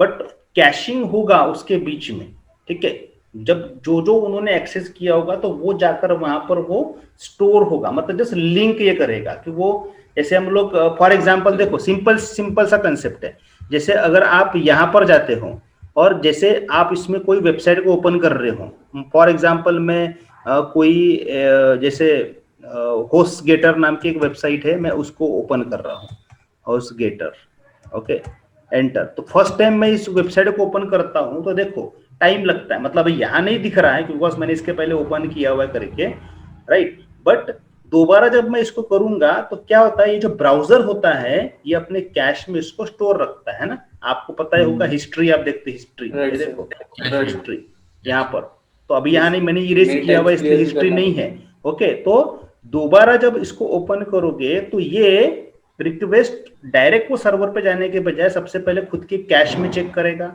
और उसको मिलता है तो यहीं से उसको ओपन कर लेगा, समझे। तो उसके समान वहां पर वो एज लोकेशंस काम करते हैं। और मैं उसके बारे में आपको और दिखाऊंगा थोड़ा सा प्रैक्टिकली। क्लाउड फ्रंट नाम की एक सर्विस है इसमें अमेजोन पे, cloud front service, CDN services, उसमें हम क्या करते हैं, उसको कॉन्फ़िगर करते हैं और अपने लोकेशंस पे वो जैसे कोई भी अगर उस एरिया से कोई वेबसाइट को ओपन कर रहा है तो वो वेबसाइट, वो डेटा कहाँ पर ओपन होगा वहां, जैसे फॉर एग्जांपल देखो आप बैठे कहाँ पर हो, इंडिया में, है ना, हम बैठे इंडिया में, मैं यहाँ पर ओपन कर रहा हूँ google.com, तो ये इंडिया के सर्वर में रिक्वेस्ट जा रही है, पता है क्या तुमको, इंडिया की पूरी लैंग्वेजेस दिखा रहा है बराबर, इंडिया पे जा रही है, इंडिया में इनका एक एज लोकेशन है जहां पर रिक्वेस्ट जा रही, डेटा सेंटर है वहां पर, इनका डेटा सेंटर भी है इंडिया में, ठीक है। तो ये रिक्वेस्ट वहां जा रही है, बट अगर मैं इसी को चाहूं तो यहाँ पर हमको ओपन करना है Google dot UK, okay, UK में शायद यूके नहीं है, नाम गूगल डॉट यूएसए का कुछ है क्या, एग्जाम्पल गूगल यूएसए, ओके, ये देखो, तो ये गूगल यूएसए के गूगल में है शायद, हम लोग देखो यहाँ लिखा भी यूएसए, राइट, ये देखो ये उनकी उनकी इंफॉर्मेशन दिखा रहा है, समझा। तो वैसे फेसबुक अगर आप ओपन करते हो तो ये अपना फेसबुक ओपन हो रहा है जो इंडिया का है, राइट। बट यही अगर आप यूएसए में जाओगे, यूएसए में टाइप करोगे तो वो कहाँ का ओपन होगा, यूएसए का होगा, समझा क्या। तो इन्होंने क्या किया, बट इन्होंने क्या किया, इनके सर्वर तो है पर इन्होंने हर कंट्री के लिए, हर कंट्री के लिए, ये तो कॉमन तो रजिस्ट्रेशन है पर हर कंट्री में इन्होंने अपने एज लोकेशन एंड अपने सर्वर बनाकर रखे हुए, इसलिए इतनी फास्ट सर्विस हमको मिल रही है, समझे। जैसे अगर हम अमेजोन की बात करते हैं यहाँ पर, तो अमेजोन .com, राइट, amazon.com ये है, ओके। तो अमेजोन यही अगर आप ओपन करो, अमेजोन शायद यूके वाला इसमें होना चाहिए, यूके कुछ है, को डॉट यूके क्या, ओके, को डॉट यूके, हाँ यस को डॉट यूके, देखो तो यूके के प्रोडक्ट दिखा रहा है, ये सारा यूके का ये है। तो इन्होंने क्या किया कि अपना जो डोमेन नेम भी है ना, डोमेन भी उन्होंने परचेस करके रखा हुआ है, पूरे वर्ल्ड का डोमेन नेम, उसके कंट्री के अकॉर्डिंग उन्होंने डोमेन नेम भी परचेस करके रखा हुआ है। जैसे गूगल का मैंने देखो google.co.in है एक्चुअली, ये देखो co.in है, .com करते हो तो स्टैंडर्ड है, पर co.in है, शायद co.uk होना चाहिए फिर इसमें भी co.uk, जेपी जापान भी हो सकता है। हाँ ठीक है। तो ऐसे अलग अलग, हाँ ये देखो co.uk है। समझा क्या कंसेप्ट, क्या बताना चाह रहा हूँ मैं आपको? Yes. ठीक है, जो भी रिक्वेस्ट जाएगी सर वो सबसे पहले जो इंडिया का नियरेस्ट, हाँ नियरेस्ट जो होगा उसके पास में वो request BFS best trust search. ठीक है सर फिर वो कैशे में जो डेटा रहेगा वो टेम्पररी रहेगा कि टेम्पररी मीन्स टेम्पररी आपका जो होगा वो तो आपके ब्राउजर बेस पर रहेगा, वहां पर उन्होंने ऐसा बनाकर रखा हुआ है, उनकी जैसे एक लिंक बनाई है, तो वो जो वहां उनके डेटा सेंटर में होगा वो तो परमानेंट डेटा रहेगा ना, कैशिंग वाला डेटा वहां पर परमानेंट रहेगा उनके लोकेशन पर। हमारे यहाँ पर वो टेम्पररी डेटा रहेगा, उनके पास में परमानेंट रहेगा कैशिंग में, उनके कैशिंग में। क्योंकि वो मैं जो बोल रहा हूँ कि छोटा सा कंप्यूटर नहीं लगाया उन्होंने, एज लोकेशन बोला, तो वो भी डेटा सेंटर ही है, वो भी डेटा सेंटर ही है, पर इतना ह्यूज डेटा सेंटर नहीं है। वो पूरा मैनेजमेंट पूरे डेटा का वहां से नहीं हो रहा है, जस्ट वो कैशिंग करवाने का काम करवा रहा है, जस्ट एक रूट डिफाइन करने का काम कर रहा है, दैट्स इट, बाकी कुछ नहीं कर रहा है, समझे। और इनका जो ग्लोबल जो इंफ्रा बना हुआ है ना, ये इंफ्रा ये किसी को नहीं पता कि ये कैसे काम करते बैकएंड में, समझे। यस सर, नहीं पता। मैंने गूगल पर काफी सर्च किया, आपको कहीं ना कहीं छोटा छोटा थोड़ा थोड़ा थ्योरी आपको मिल जाएगा ऐसा, पर जो एक्चुअली इन्होंने नहीं बताया। क्यों नहीं बताया? अगर वो बताएंगे कि हम कैसा डेटा रख रहे हैं, कैसा जा रहा है, तो कॉम्पिटिटर बहुत ज्यादा है ना। यस सर, बराबर, तो इसीलिए उन्होंने नहीं बताया। इवन मैं बता रहा हूँ ना कि वो डेटा सेंटर भी नहीं बताते कि हमारा डेटा सेंटर कहाँ पर है, क्यों। और जैसे हमने मुंबई बोला, तो डेटा सेंटर वो पास पास में भी नहीं होगा, वो ये तो जैसे अलग अलग जगह पर होगा, पर इनका डिस्टेंस भी बहुत ज्यादा होगा। कि अगर समझ लो ये डेटा सेंटर, एक रीजन का एक डेटा सेंटर कोलैप्स हो गया, तो भी डेटा आपका कहाँ रहेगा? दूसरे डेटा सेंटर में। तो डेटा कहाँ पर रहेगा? तीसरे डेटा सेंटर में, ठीक है। वैसे ये कनेक्टेड इधर में भी है, इधर में भी कहीं ना कहीं डेटा स्टोर कर रहे होंगे, बट वो स्पेशल रिक्वेस्ट के ऊपर में आपको डेटा मिलेगा, उतना आपको पे करना पड़ेगा, समझे। तो ये इनका जो ग्लोबल इंफ्रा है, उन्होंने बहुत ही बड़े तब दिमाग लगाकर उसको कॉन्फ़िगर किया हुआ है, और उसको उसके थ्रू मैनेज कर रहे हैं, समझे। तो अब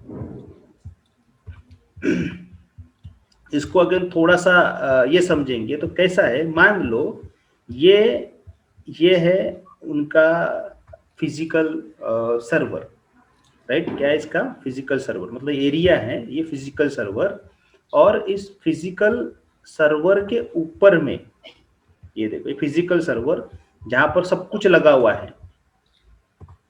एग्जाम्पल, जैसे इसमें शॉर्टकट में हम लिखते हैं कि मदरबोर्ड है, इसमें रैम है, एचडीडी है, सीपीयूज है, ओके, सब इस पे लगा हुआ है, राइट। अब इसके ऊपर में इन्होंने क्या किया, एक वर्चुअल प्लेटफॉर्म क्रिएट किया, ठीक है, वर्चुअल प्लेटफॉर्म। जैसे example hyper V, okay, hypervisor, right. जैसे आपका पीसी होता है, ठीक है, ये देखो एग्जाम्पल लो, आपका ये पीसी होता है, सिंपल पीसी आपका, राइट। तो ये पीसी पे फिजिकली कौन सा ओएस इंस्टॉल्ड है? ओएस विंडोज ओके, विंडोज 10 बात करते हैं। अब विंडोज 10 फिजिकली ऑन ऑफ करोगे, एक ही सिस्टम चलेगा। आपको अगर मल्टीपल इसमें यूज करना है, आप क्या करते हो, इसमें एक ऐप इंस्टॉल करते हो, ओके। कौन सा ऐप इंस्टॉल करते हो आप इसमें वीबी वर्चुअल बॉक्स, आप इसमें करते हो वीएम वेयर, है ना। आप इसमें और भी प्लेटफॉर्म्स आते हैं, और कौन कौन से हैं? vSphere एंड ऑल, ठीक है, ये सब हाँ, कुछ आप इंस्टॉल करोगे। बट ये वर्चुअल बॉक्स एंड VMware बहुत ही फेमस है, ठीक है, इनका नाम सबसे पहले आता है। ये इंस्टॉल किया तो जैसे आप इंस्टॉल करते हो इसमें क्या होता है, छोटे छोटे मशीन बनते हैं, यस सर, बराबर, छोटे छोटे मशीन, और इनको हम क्या बोलते हैं, छोटे छोटे मशीन को VM कहते हैं ना, virtual machine, virtual machine, right. तो इसमें जो इंफ्रा जो होगा आपका, तो मेन जो फिजिकल पीसी होगा उसमें से जो बचा हुआ जो रिसोर्स होगा वो कौन यूज करेंगे, ये VM यूज करेंगे, बराबर, ठीक है। तो वैसा सेम इन्होंने कॉन्सेप्ट अपने यहाँ पर बनाया, हाइपरवाइजर बनाया, और इन हाइपरवाइजर पे इसके ऊपर में इनके क्या चल रहे हैं, ये वर्चुअल सिस्टम चल रहे हैं, बराबर, ये पूरे वर्चुअल सिस्टम चल रहे हैं, ठीक है। मेन जैसे मेन तो रहेगा, मेन तो उनके कंप्यूटर सिस्टम तो रहेंगे, और ये सारे वर्चुअल सिस्टम्स रहेंगे। इवन इन्होंने क्या कर दिया, जो वर्चुअल सिस्टम है, वर्चुअल सिस्टम के अंदर में वर्चुअल सिस्टम चला रहे हैं लोग, समझ में आया क्या? यस सर, वर्चुअल सिस्टम के अंदर में वर्चुअल सिस्टम चला रहे, जिसको हम क्या बोलते हैं, शेयर्ड बोलते हैं, राइट, शेयर्ड, वर्चुअल के अंदर में वर्चुअल। बट उनका क्या है, मेन फिजिकल जो है बहुत ही हेवी है, इसके कारण वो सिस्टम चलते हैं। तो एज पर यूर नीड आप उनको लेते हो। तो आप कहाँ पर बैठे हो, अगेन मैं बार बार वो इसको कर रहा हूँ, और इसको इन्होंने क्या कर दिया, इन्होंने इसको कनेक्ट कर दिया एक मिनट, ये इंटरनेट के साथ में। क्या बनाया यहाँ पर एक्सेस करने के लिए, ऐप बना दी, यस मतलब एप्लीकेशन बना दी, ओके। और आप जो बैठे हो इधर में बैठे हो, यहाँ से आप रिक्वेस्ट करते हो, ओके, और आप इनके साथ में कनेक्ट होते हो, और इनकी जो ऐप है यहाँ पर आप एक्सेस करते हो, ओके। और ऐप से एक्सेस कर कर आप यहाँ से रिक्वेस्ट करते हो, इधर से रिक्वेस्ट करते हो कोई सर्वर के लिए, तो कहीं तो भी इन रैक में कहीं तो भी रखा हुआ है, तो इधर में समझ लो रिक्वेस्ट आई, और यहाँ पर आपका जो VM है वो क्या हो जाता है, चालू हो जाता है, और ये इधर में आप उसको एक्सेस करते हो। समझ में आया? ऐसा हमने कल भी देखा था। बट ये सब कुछ मेन फिजिकल इंफ्रा है उनके पास, और उसके ऊपर में ये वर्चुअल इंफ्रा उन्होंने बनाया। हमारे लिए सिंपल VP दिख रहा है, VM दिख रहा है, बट फॉर AWS ये क्या है, इट्स अ प्रोजेक्ट, उनके लिए प्रोजेक्ट है। एक मशीन भी बन गया तो उनके लिए प्रोजेक्ट है। उनको उनके पीछे में बैकएंड में कितने सारे इंजीनियर लगे होंगे, इन सबको पूरा मैनेज करने के लिए पूरे वर्ल्ड में सोचो आप, ठीक है। और ये जो प्लेटफॉर्म जो उन्होंने कैसे बनाया वो भी अब तक के नहीं पता किसी को कि किस तरीके से ये हो रहा है। और इनके यहाँ पर एक पूरा हाई फाइबर लाइन लगी हुई है, जिसमें आपको GBPS में, मतलब ऐसा बोलते हैं कि 100 GBPS प्लस इसका बैंडविड्थ है 1 टेरा, ठीक है। तो इसके ऊपर का इनका बैंडविड्थ है, जैसे अपने पास में, जैसे मैं सिस्टम यूज कर रहा हूँ तो मुझे खाली 10 MBPS का मेरा बैंडविड्थ है, तो इनका GBPS में बैंडविड्थ मिलता है, डिपेंड करता है। और जो इंटरनल भी कनेक्टेड इनके मेट्रो फाइबर्स लगे हुए हैं, उसका भी स्पीड बहुत हाई होता है, राइट। तो वर्ल्ड वाइड इन्होंने ऐसे बना कर रखा हुआ है, ठीक है। तो इंटरव्यू में भी इतना ज्यादा नहीं पूछेंगे आपको, क्योंकि मैं आजकल उसका भी देख रहा हूँ, तो क्वेश्चन कौन से टाइप के होते हैं, तो इतना सब नहीं है, पर आपको ये प्लेटफॉर्म पता होना चाहिए, ठीक है, क्लियर है। और किसी का इसमें कोई डाउट है रीजन में, इसमें बाकी डेफिनेशंस में, इसमें कोई डाउट है मार्केट शेयर में तो पूछो।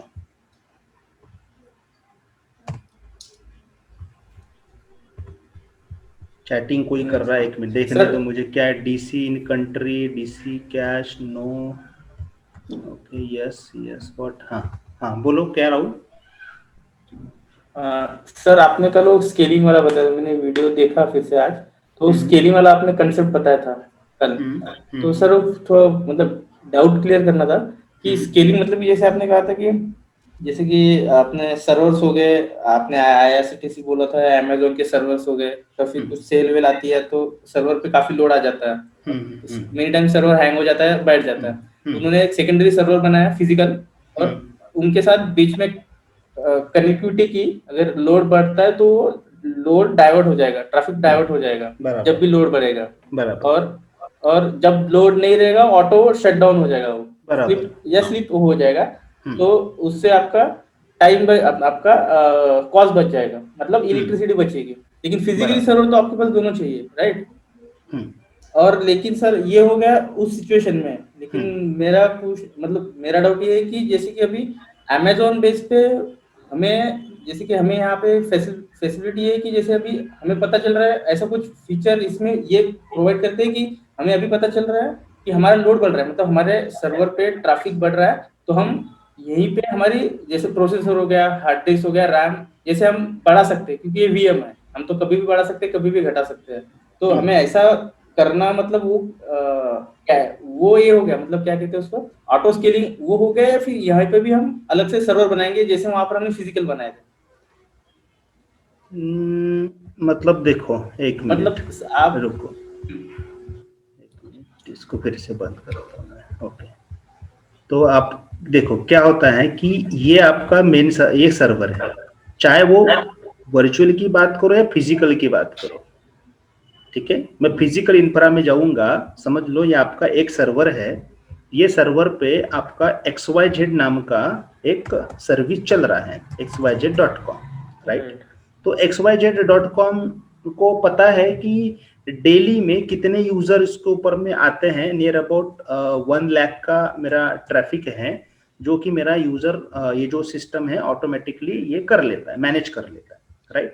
तो हम क्या करते हैं कि नहीं, अभी हमारे पास में कुछ स्पेशल ऑफर आ रहे हैं, तो चांसेस है कि ट्रैफिक क्या हो जाएगा, बढ़ जाएगा, राइट? तो हम क्या करते हैं, फिजिकली कंपनी में दूसरा सर्वर लगाते हैं, ओके? दूसरा सर्वर, तो इसमें दूसरे कोई कंटेंट नहीं रहेंगे, सेम कंटेंट रहेंगे, xyz.com सेम इसमें भी रहेगा, और इसका भी कैपेसिटी कितना है समझ लो, 1 लाख का, ओके? तो 1 लाख कितना हो गया, 2 लाख हो गया, राइट? तो हम फिजिकली कंपनी में क्या करते हैं, हम सिस्टम को, कस्टमर जब एक्सेस कर रहा है, तो कस्टमर तो खाली क्या एक्सेस कर रहा है, यहाँ से xyz.com को कर रहा है, उसको कोई मतलब नहीं है कि इधर में कितने सर्वर लगे हैं, बराबर? उसको चाहे वो रिक्वेस्ट ये सर्वर पे जाए या ये सर्वर पर जाए, इसका IP अलग होगा, इसको भी एक IP होगा, ग्लोबल IP होगा, इसका GIP होगा, ओके? इसका भी क्या होगा, एक GIP होगा, बराबर?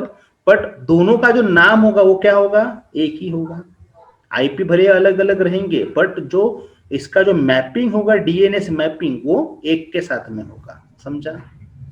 अब हम फिजिकली एनवायरनमेंट में क्या करते हैं कि यहाँ पर एक डिवाइस लगाते हैं, जिसको हम क्या बोलते हैं, LB, लोड बैलेंसर, ठीक है? लोड बैलेंसर लगाते हैं, ये लोड बैलेंसर इनके साथ में कनेक्टेड रहता है, ओके? और ये जो लोड बैलेंसर का एक URL होता है, ओके? और वो भी कौन सा होगा, xyz.com, समझा?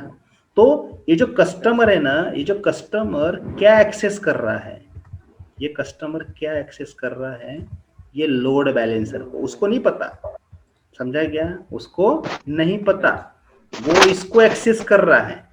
और ये लोड बैलेंसर का काम क्या है कि ओनली लोड को बैलेंस करना नहीं, साथ में जो सर्वर वर्किंग है क्या, वो भी चेक करना, ठीक है? एज अ एडमिन हम देते हैं, हम ये देते हैं, हम लिखते हैं कि समझ लो अभी सिंपल ये एक सर्वर चल रहा है, हम इसमें लिखते हैं कि 60%, हमने क्या दिया, 60% ग्रेटर देन, जब ट्रैफिक हो इस सर्वर के ऊपर में, तो ये क्या करे, लोड डिस्ट्रीब्यूट करे। वैसे नहीं भी करेंगे तो नॉर्मल में लोड डिस्ट्रीब्यूट करेगा 50-50 वो, ओके? बट इसका ट्रैफिक बढ़ गया, और मान लो कि इसका भी ट्रैफिक बढ़ गया, फॉर एग्जांपल 90% ट्रैफिक बढ़ गया, ओके? तो ये केस में हमको ये केस में क्या करना पड़ता है, ऑटो स्केलिंग इनेबल करना पड़ता है, ऑटो स्केलिंग करना पड़ता है, ठीक है? शॉर्टकट में AS करता है, ऑटो स्केलिंग। तो ऑटो स्केलिंग इनेबल रहेगा, तो जैसे लोड 90 होगा ऑटोमेटिकली इस एनवायरनमेंट में एक सर्वर लॉन्च हो जाएगा, ठीक है, एक सर्वर लॉन्च, उसका भी नाम क्या रहेगा, xyz.com। ये ऑटोमेटिक फिजिकली पॉसिबल नहीं ना? है, पॉसिबल फिजिकली होता है नहीं है, होता है नहीं है सर आरबीआई में है सेम सिस्टम, ठीक है। तो ये लॉन्च वहाँ किया पे ये एलबी का एसएल होता है।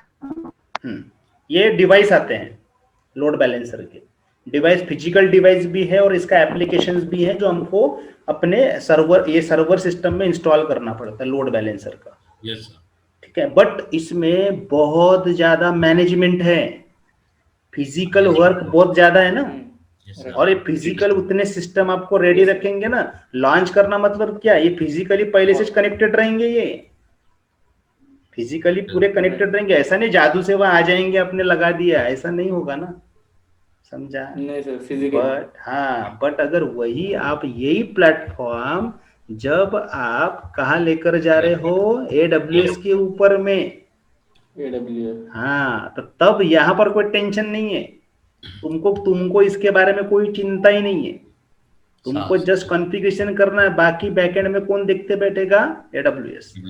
ये मैं तुमको बताने वाला हूँ, प्रैक्टिकली पढ़ाऊंगा मैं कि किस तरीके से ये काम करता है, प्रैक्टिकली बताऊंगा, ठीक है। अभी 2-3 क्लास जाने दो कम से कम, मतलब 1 वीक के बाद में ये हमारा टॉपिक ही चाहिए आपको, ऑटो स्केलिंग और स्केलेबिलिटी, ये सारी चीजें मैं पढ़ाने वाला हूँ, किस तरीके से लॉन्चिंग करते हैं, पूरा होगा।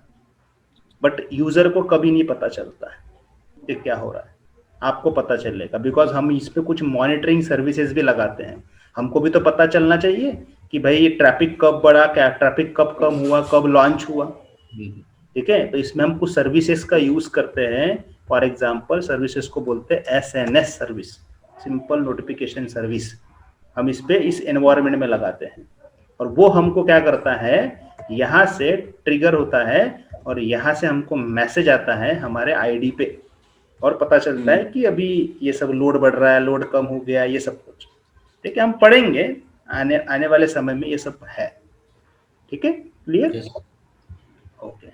Yes yes.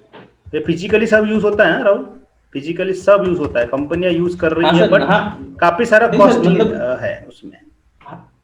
हाँ, मेरा कंसेप्ट वही था सर कि जैसे यहाँ पर तो आप फिजिकली सर्वर आपने लगाया, अभी हो गया सर, वही डाउट था। हाँ, ओके ओके। और किसी का डाउट,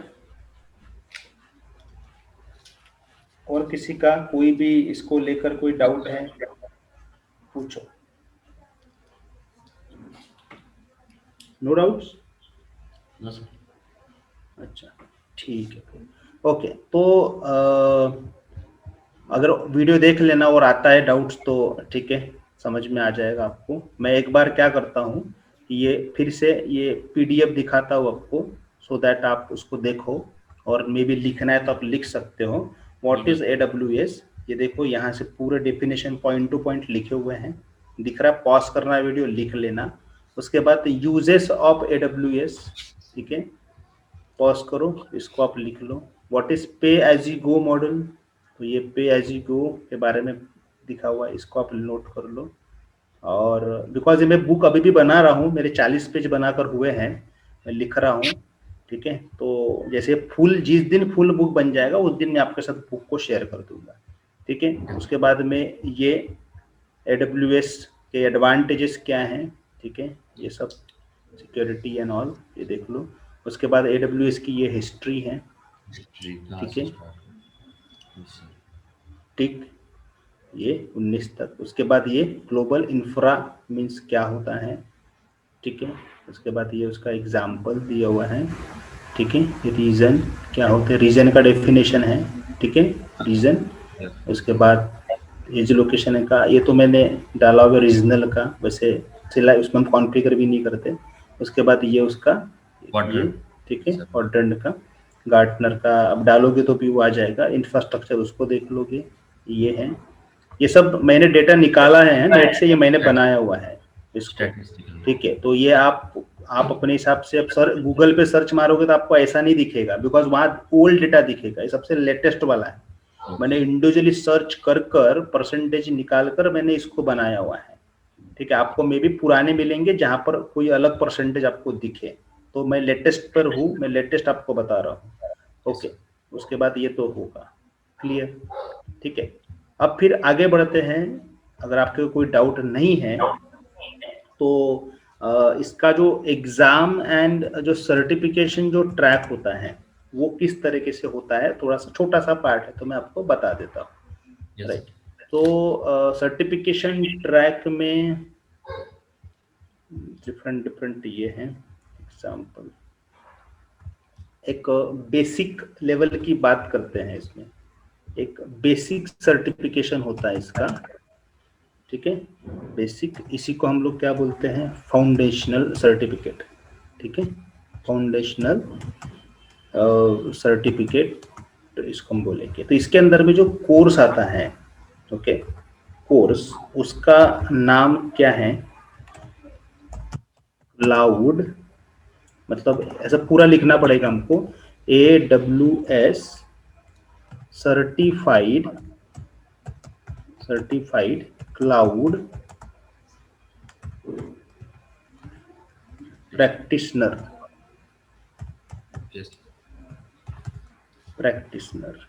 ठीक है, ये है सर्टिफाइड प्रैक्टिशनर। इसको मैं कॉपी कर लेता हूँ। ये पहला सर्टिफिकेट होता है एकदम बेसिक लेवल का, जो अभी मैं कवर करने वाला हूँ।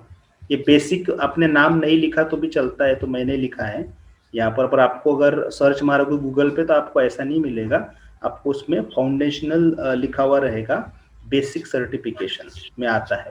तो ये मैं कवर करने वाला हूँ, अपना पूरा सिलेबस है। और इसके ऊपर में आता है फिर दूसरा ट्रैक, इसको बोला जाता है एसोसिएट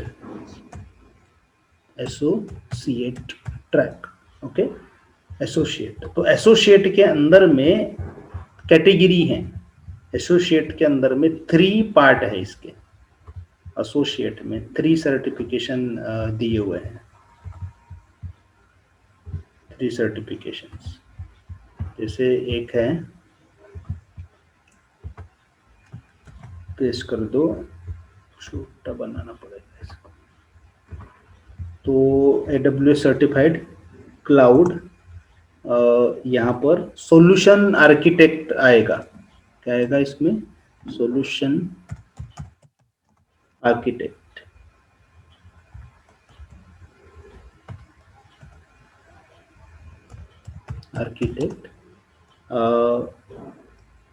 और ये जो नाम जो है ना इसके साथ में जुड़ जाएगा, क्या होगा, AWS certified cloud solution architect associate, क्या होगा, एसोसिएट हो जाएगा, ठीक है, समझ रहे हो ना।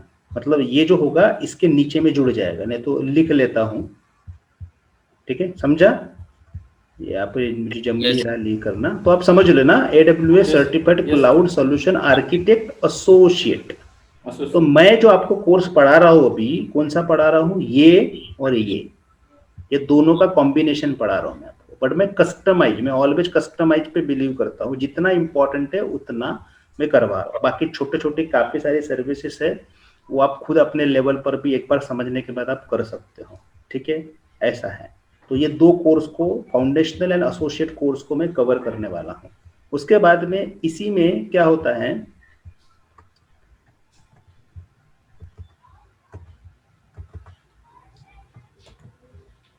इसमें दूसरा जो ट्रैक जो आ रहा है वो है AWS सर्टिफाइड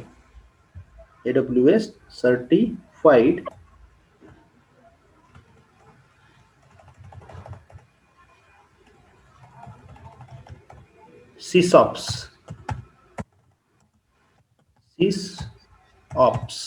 एडमिन, मतलब एडमिनिस्ट्रेशन, ठीक है, और एडमिनिस्ट्रेटर, ठीक है। तो क्या इसका नाम है, AWS certified SysOps administrator associate, सबके साथ सबके नीचे में क्या जुड़ेगा, एसोसिएट जुड़ेगा, ओके। उसके बाद फिर आता है इधर में ये AWS सर्टिफाइड डेवलपर, कौन सा आता है, डेवलपर, ओके, एसोसिएट। ओके, समझ लो कि आप न्यू हो AWS में, तो आपको ये पढ़ना जरूरी है, ये और ये। तो समझ लो आप ये नहीं भी पढ़ रहे हो, डायरेक्ट ये भी पढ़ रहे हो, तो इसका पार्ट इसके अंदर में कवर हो रहा है। तो इसलिए जो कोई न्यू है इस प्लेटफॉर्म में, उसको ये पढ़ना कंपलसरी है, समझो। बट कोई जो बंदा है जो नेटवर्किंग बैकग्राउंड से है, नेटवर्किंग बैकग्राउंड से, जिसका प्रोग्रामिंग के साथ में कोई रिलेशन नहीं है, वो इस कोर्स के बाद उसने क्या करना चाहिए, AWS certified SysOps admin, AWS ये, बिकॉज ये ऑपरेशन का पार्ट है। ओके, और जो पर्सन डेवलपर है, इसके बाद में वो डायरेक्ट कहाँ जंप करेगा, डेवलपर ट्रैक के तरफ में जाएगा, समझा? तो हाँ, तो इसको बोलते हैं, ये आर्किटेक्ट हो गया, ये ऑपरेशन हो गया, और ये डेवलपर ट्रैक हुआ। ठीक है, इसके ऊपर में फिर आता है एक प्रोफेशनल ट्रैक, इसके ऊपर में आता है एक प्रोफेशनल ट्रैक। प्रोफेशनल ट्रैक में 2 पार्ट होते हैं, प्रोफेशनल में 2 पार्ट। ठीक है, तो मैं यहाँ पर शॉर्टकट में लिखता हूँ प्रो मतलब प्रोफेशनल, आपको समझ लेना।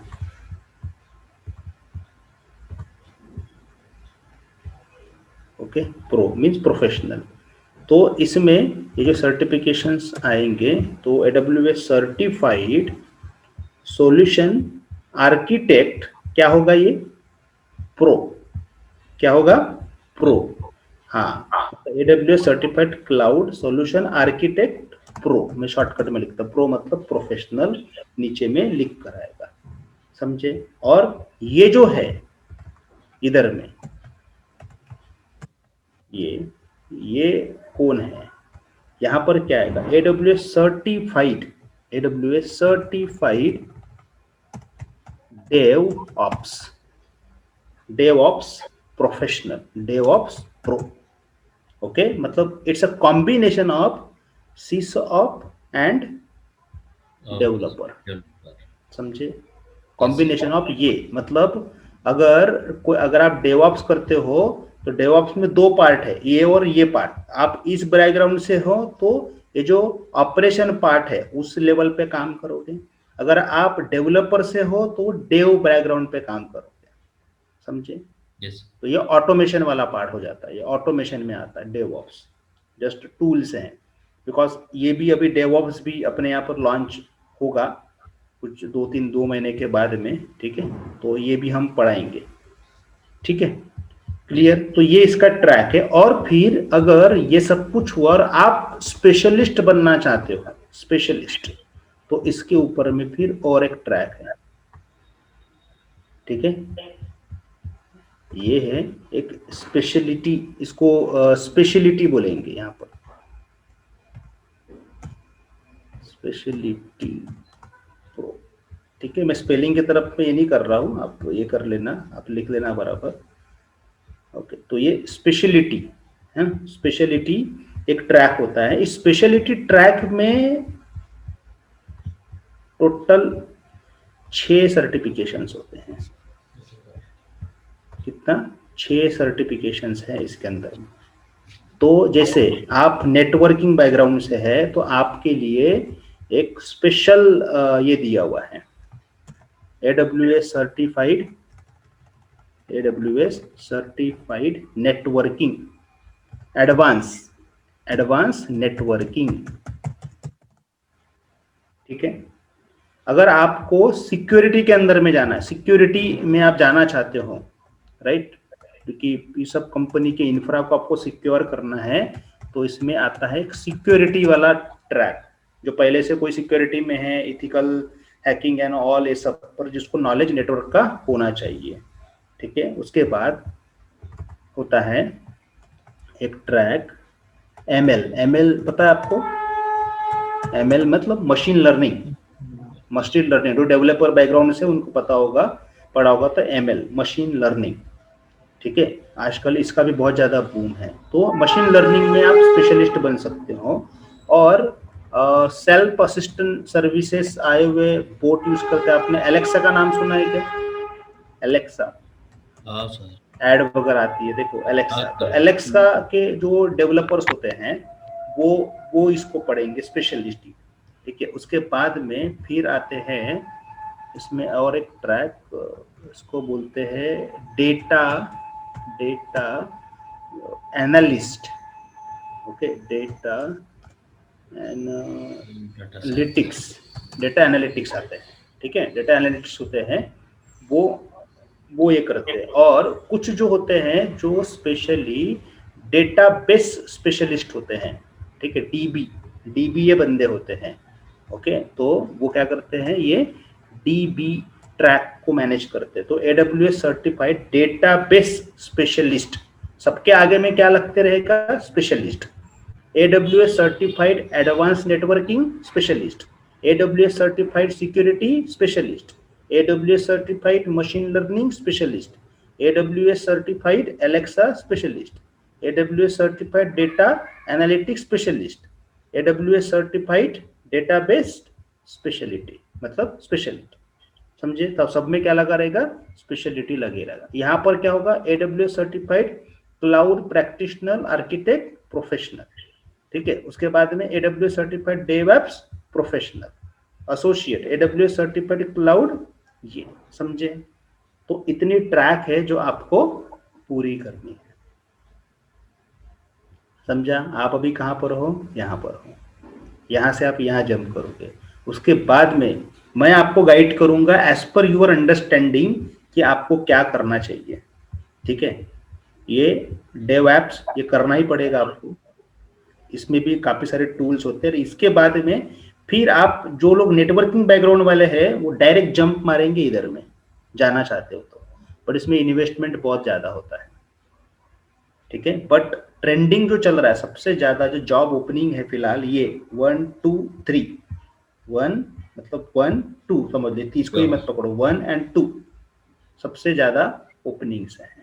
क्योंकि देखो अगर ये किया और आपने ये किया तो ये दोनों कवर हो रहे हैं ना उसमें, समझ में आ रहा है क्या, ये दोनों कवर हो रहे हैं। आप इनको स्किप कर सकते हो, जरूरी नहीं आपको ये पूरा पढ़ना है। ये आपने पढ़ लिया, डायरेक्ट इसके तरफ में चले जाओ, इसको स्किप कर दो। और ये जाने के बाद में फिर इसमें से आप डिसाइड कर लो कि ये जो 6 ट्रैक है, 6 में से आपको जाना कहाँ है, एज पर यूर ये आपका जो एक्सपीरियंस है उसके हिसाब से आप इधर में मूव करोगे। एनी डाउट इसमें, सर्टिफिकेशन ट्रैक में किसी को डाउट है पूछो। No sir, step by step ही करना है सर ये? हाँ स्टेप बाय स्टेप करना, स्टेप बाय स्टेप, ठीक है। और एक बात, एक मतलब हैप्पी न्यूज है ये कि अब PSK टेक्नोलॉजीज लिनक्स सर्टिफिकेशन करवा सकता है इन हाउस, AWS सर्टिफिकेशन हो रहे हैं, उसके बाद पाइथन सर्टिफिकेट भी हम करवा रहे हैं, ठीक है, और माइक्रोसॉफ्ट, ठीक है। दिसंबर से अपना ब्रांडिंग शुरू हो जाएगा, इसमें पता भी चल जाएगा आपको दिसंबर में, बट अभी मैंने बता दिया, अनाउंस किया है, बट ऑफिशियली अनाउंस करने का हूँ, आपको पता है। ये अभी हम सर्टिफिकेशन करवाएंगे और एग्जाम हमारे सेंटर में होगी, ठीक है। एक हमारा एक कंपनी के साथ में SLA हुआ है, एक एग्रीमेंट अभी हम लोग कर रहे हैं, बात हो गई है पूरी, बस दिसंबर में लॉन्च करेंगे। तो आप लोग जितने लोग एग्जाम देना चाहोगे AWS का, तो इन हाउस होगा PSK टेक्नोलॉजीज में, पाइथन का देना है PSK टेक्नोलॉजीज में, माइक्रोसॉफ्ट एजूर देना है PSK टेक्नोलॉजीज में, लिनक्स का करना है PSK टेक्नोलॉजीज में, सब कुछ अपने यहाँ पर होगा अभी, ठीक है। बस पढ़ना है, फोकस करना है, और ऊपर से अपने पास होता है तो पता ही है कि डिस्काउंटेड रहता है सब। मार्केट प्राइस चल रहा है $150, बट अपने यहाँ का जो बंदा रहेगा उसको काफी डिस्काउंट मिलेगा उसमें, जो लोग मार्केट में नहीं देते हैं, ठीक है। चलो वो बात की बात है, बट पहले अपने को लर्निंग की तरफ में फोकस करना है। यस सर, ठीक। बट इसमें कैसा है ना, पेशेंस लगता है, इसमें पढ़ने के लिए पेशेंस और दिमाग लगाना पड़ता है, ये ध्यान में रखना। अगर आप बिकॉज मैंने पहले कहा नेट पे काफी सारे वीडियो और सब कुछ डेटा आपको मिल जाएगा, तो उनको देखकर कंफ्यूज नहीं होना, आप देख सकते हो, आप देखो, या जो मैंने जो पढ़ाया मेरा वीडियो भी बार बार देखो और उसमें से क्वेश्चन निकाल कर आप पूछो। जैसे अभी सच्ची इसने पूछा, राहुल ने पूछा, बता दिया उसको, ठीक है। नहीं रहेगा तो मैं सर्च कर मैं बता दूंगा तुमको, बट आपको थ्योरेटिकल ज्ञान बहुत लेना पड़ेगा और इसके डे बाय डे बहुत ज्यादा ओपनिंग्स आ रही है। अब देखो मैंने क्या कहा, इट्स जस्ट अ प्लेटफॉर्म। ये क्या है, AWS क्या है पता है क्या, जस्ट प्लेटफॉर्म है। ये कोई ऐसा, भले हमने इसको कोर्स का नाम दिया है, इसमें तो सारे सबका कॉम्बिनेशन है नहीं, AWS सबका कॉम्बिनेशन है। जैसे समझ लो कि आपके पास में लिनक्स का नॉलेज है, तो आप कंपनी में क्या शो करोगे, लिनक्स प्लस AWS, ठीक है। आपके पास समझ लो माइक्रोसॉफ्ट का नॉलेज है, माइक्रोसॉफ्ट में समझ लो MCSE, तो आप कैसे अप्लाई करोगे, MCSE प्लस AWS। आपके पास में CCNA का नॉलेज है तो CCNA प्लस AWS, समझे। अगर आप सॉफ्टवेयर बैकग्राउंड से, फॉर एग्जांपल PHP, अभी हमने ये भी लॉन्च किया PHP विथ AWS क्लाउड, ठीक है, तो ये PHP प्लस क्लाउड, इस तरीके से अप्लाई करना पड़ता है। तो आप जो भी एनवायरनमेंट में हो, मान लो कि आपको लिनक्स बेस एक्सपीरियंस है, कितना 2 ईयर्स का एक्सपीरियंस है, ओके। कैसे बनाते एक्सपीरियंस वो भी हम देखेंगे, पर ये 2 ईयर का एक्सपीरियंस है। तो जो आप वर्क कर रहे हो ना, तो वो सब कुछ हम कहाँ माइग्रेट कर रहे हैं, AWS पे। तो आपको बोलना क्या है कि आपको AWS में कितने साल का एक्सपीरियंस है, 2 ईयर्स का, समझे। रिज्यूमे में इस तरीके से शो करना पड़ेगा। उनको ये नहीं पता ना मैं करंट में मैं पढ़ रहा हूँ, नहीं, मैं जब से मेरा चल रहा था उसके बाद मैंने अपग्रेड किया और मैंने ये सब चीजें पढ़ ली हैं, सही बात। और सर्टिफिकेशन कर भी लिया, वो भी मैंडेटरी नहीं है अभी फिलहाल जॉब लगने के बाद हम उसको करेंगे, ठीक है।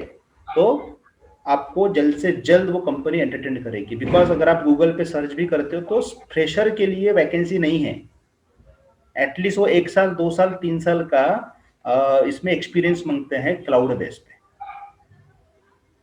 ठीक है, समझा। तो इसका एक सेपरेट अपन डिस्कस करेंगे। इसलिए किसी को लगता है पर्सनली जो अभी से अपना सब कुछ बनाना चाहता है तो वो मुझे पर्सनली पिंग करे, ठीक है। चलो क्लियर, और किसी का कोई डाउट है?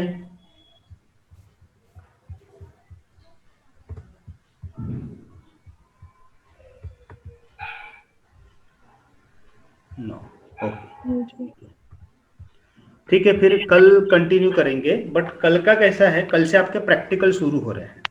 तो इसमें कैसा है ना, जो प्रैक्टिकल जो होगा वो कंप्लीटली प्रैक्टिकल कहाँ पर होगा, ये वेबसाइट पर, ठीक है। मतलब AWS ये इस वेबसाइट पर जाकर करना है हमको। बट यहाँ जब जाओगे तो कैसे करोगे, उसके लिए आपको क्या करना पड़ेगा, अकाउंट क्रिएट। तो कल आपका डेबिट कार्ड या आपके पास अगर क्रेडिट कार्ड है उसको रेडी रखना, ठीक है। अगर आप अकाउंट क्रिएट नहीं करते हो तो आप कुछ भी नहीं कर पाओगे। और मेरे साथ में साइड बाय साइड वो करना है। मेरा अकाउंट ऑलरेडी क्रिएटेड है, मैंने ऑलरेडी मेरा अकाउंट बना हुआ है, तो मैं यहाँ पर कुछ प्रोसीजर बताऊंगा आपको, मेरे साथ करना। अगर आप चाहते हो कि आपका बिल जनरेट ना हो तो मैं जो बोलूंगा वो चीजें करो, उसके बाद लगे तो आप एक्सपेरिमेंट मारते बैठो। पर जितना मैं बताऊंगा कि किस तरीके से करते हैं तो उसमें आपका बिल जनरेट नहीं होता भी है तो बहुत कम लेवल पर होगा, और उसको भी कैसे सेटलमेंट करते हैं वो भी मेरे पास में है, ठीक है। तो कोई टेंशन नहीं है, बिकॉज आधे लोग तो उसी से डर जाते हैं कि मेरा बहुत ज्यादा बिल जनरेट हो जाएगा, मैं कैसे करूं, डर जाते। डरने की कोई बात नहीं। ऊपर से AWS खाली 2 रुपए चार्ज करता है और वो भी रिफंड करता है, वो भी रिफंड मिलता है, कभी 2 दिन में, कभी 8 दिन में, कभी 15 दिन में, कभी 1 महीने में, और रिफंड होते हैं पैसे। तो कोई टेंशन नहीं है, और आपका अकाउंट कोई हैक नहीं होने वाला है, ठीक है। तो इसलिए कल कार्ड लेकर बैठना, हो सके अगर लैपटॉप है आपके पास तो मोबाइल से लॉगिन करना और लैपटॉप पे काम करना, अदरवाइज आप साइड बाय साइड कर लेना, ठीक, क्लियर। तो कल किसी का कोई बहाना नहीं चाहिए, सर मेरे पास में कार्ड ही नहीं है, मैंने अकाउंट बनाया नहीं सर, मैंने प्रैक्टिस ही नहीं किया। बिकॉज मेरा तो कहना ये, जितना प्रैक्टिस करोगे उतने आगे बढ़ोगे। जैसे कुछ लोगों ने खाली वीडियो डाउनलोड कर करके रखे हुए हैं पुराने कोर्सेस के भी, तो वीडियो देखने से आपको नॉलेज नहीं आने वाला, प्रैक्टिकल करने से कॉन्फिडेंस बढ़ता है, ये ध्यान में रखना, ठीक है, नहीं तो हम तो इतने साल से वीडियो तो देखते ही आ रहे हैं, यहाँ ना वहाँ वहाँ हम कुछ ना कुछ कर ही रहे हैं। ठीक है, अगर आप अग्री हो ओके, नहीं तो देखो भाई मेरा काम है सजेशन देना। ठीक है, फिर मिलते हैं कल। Yes sir yes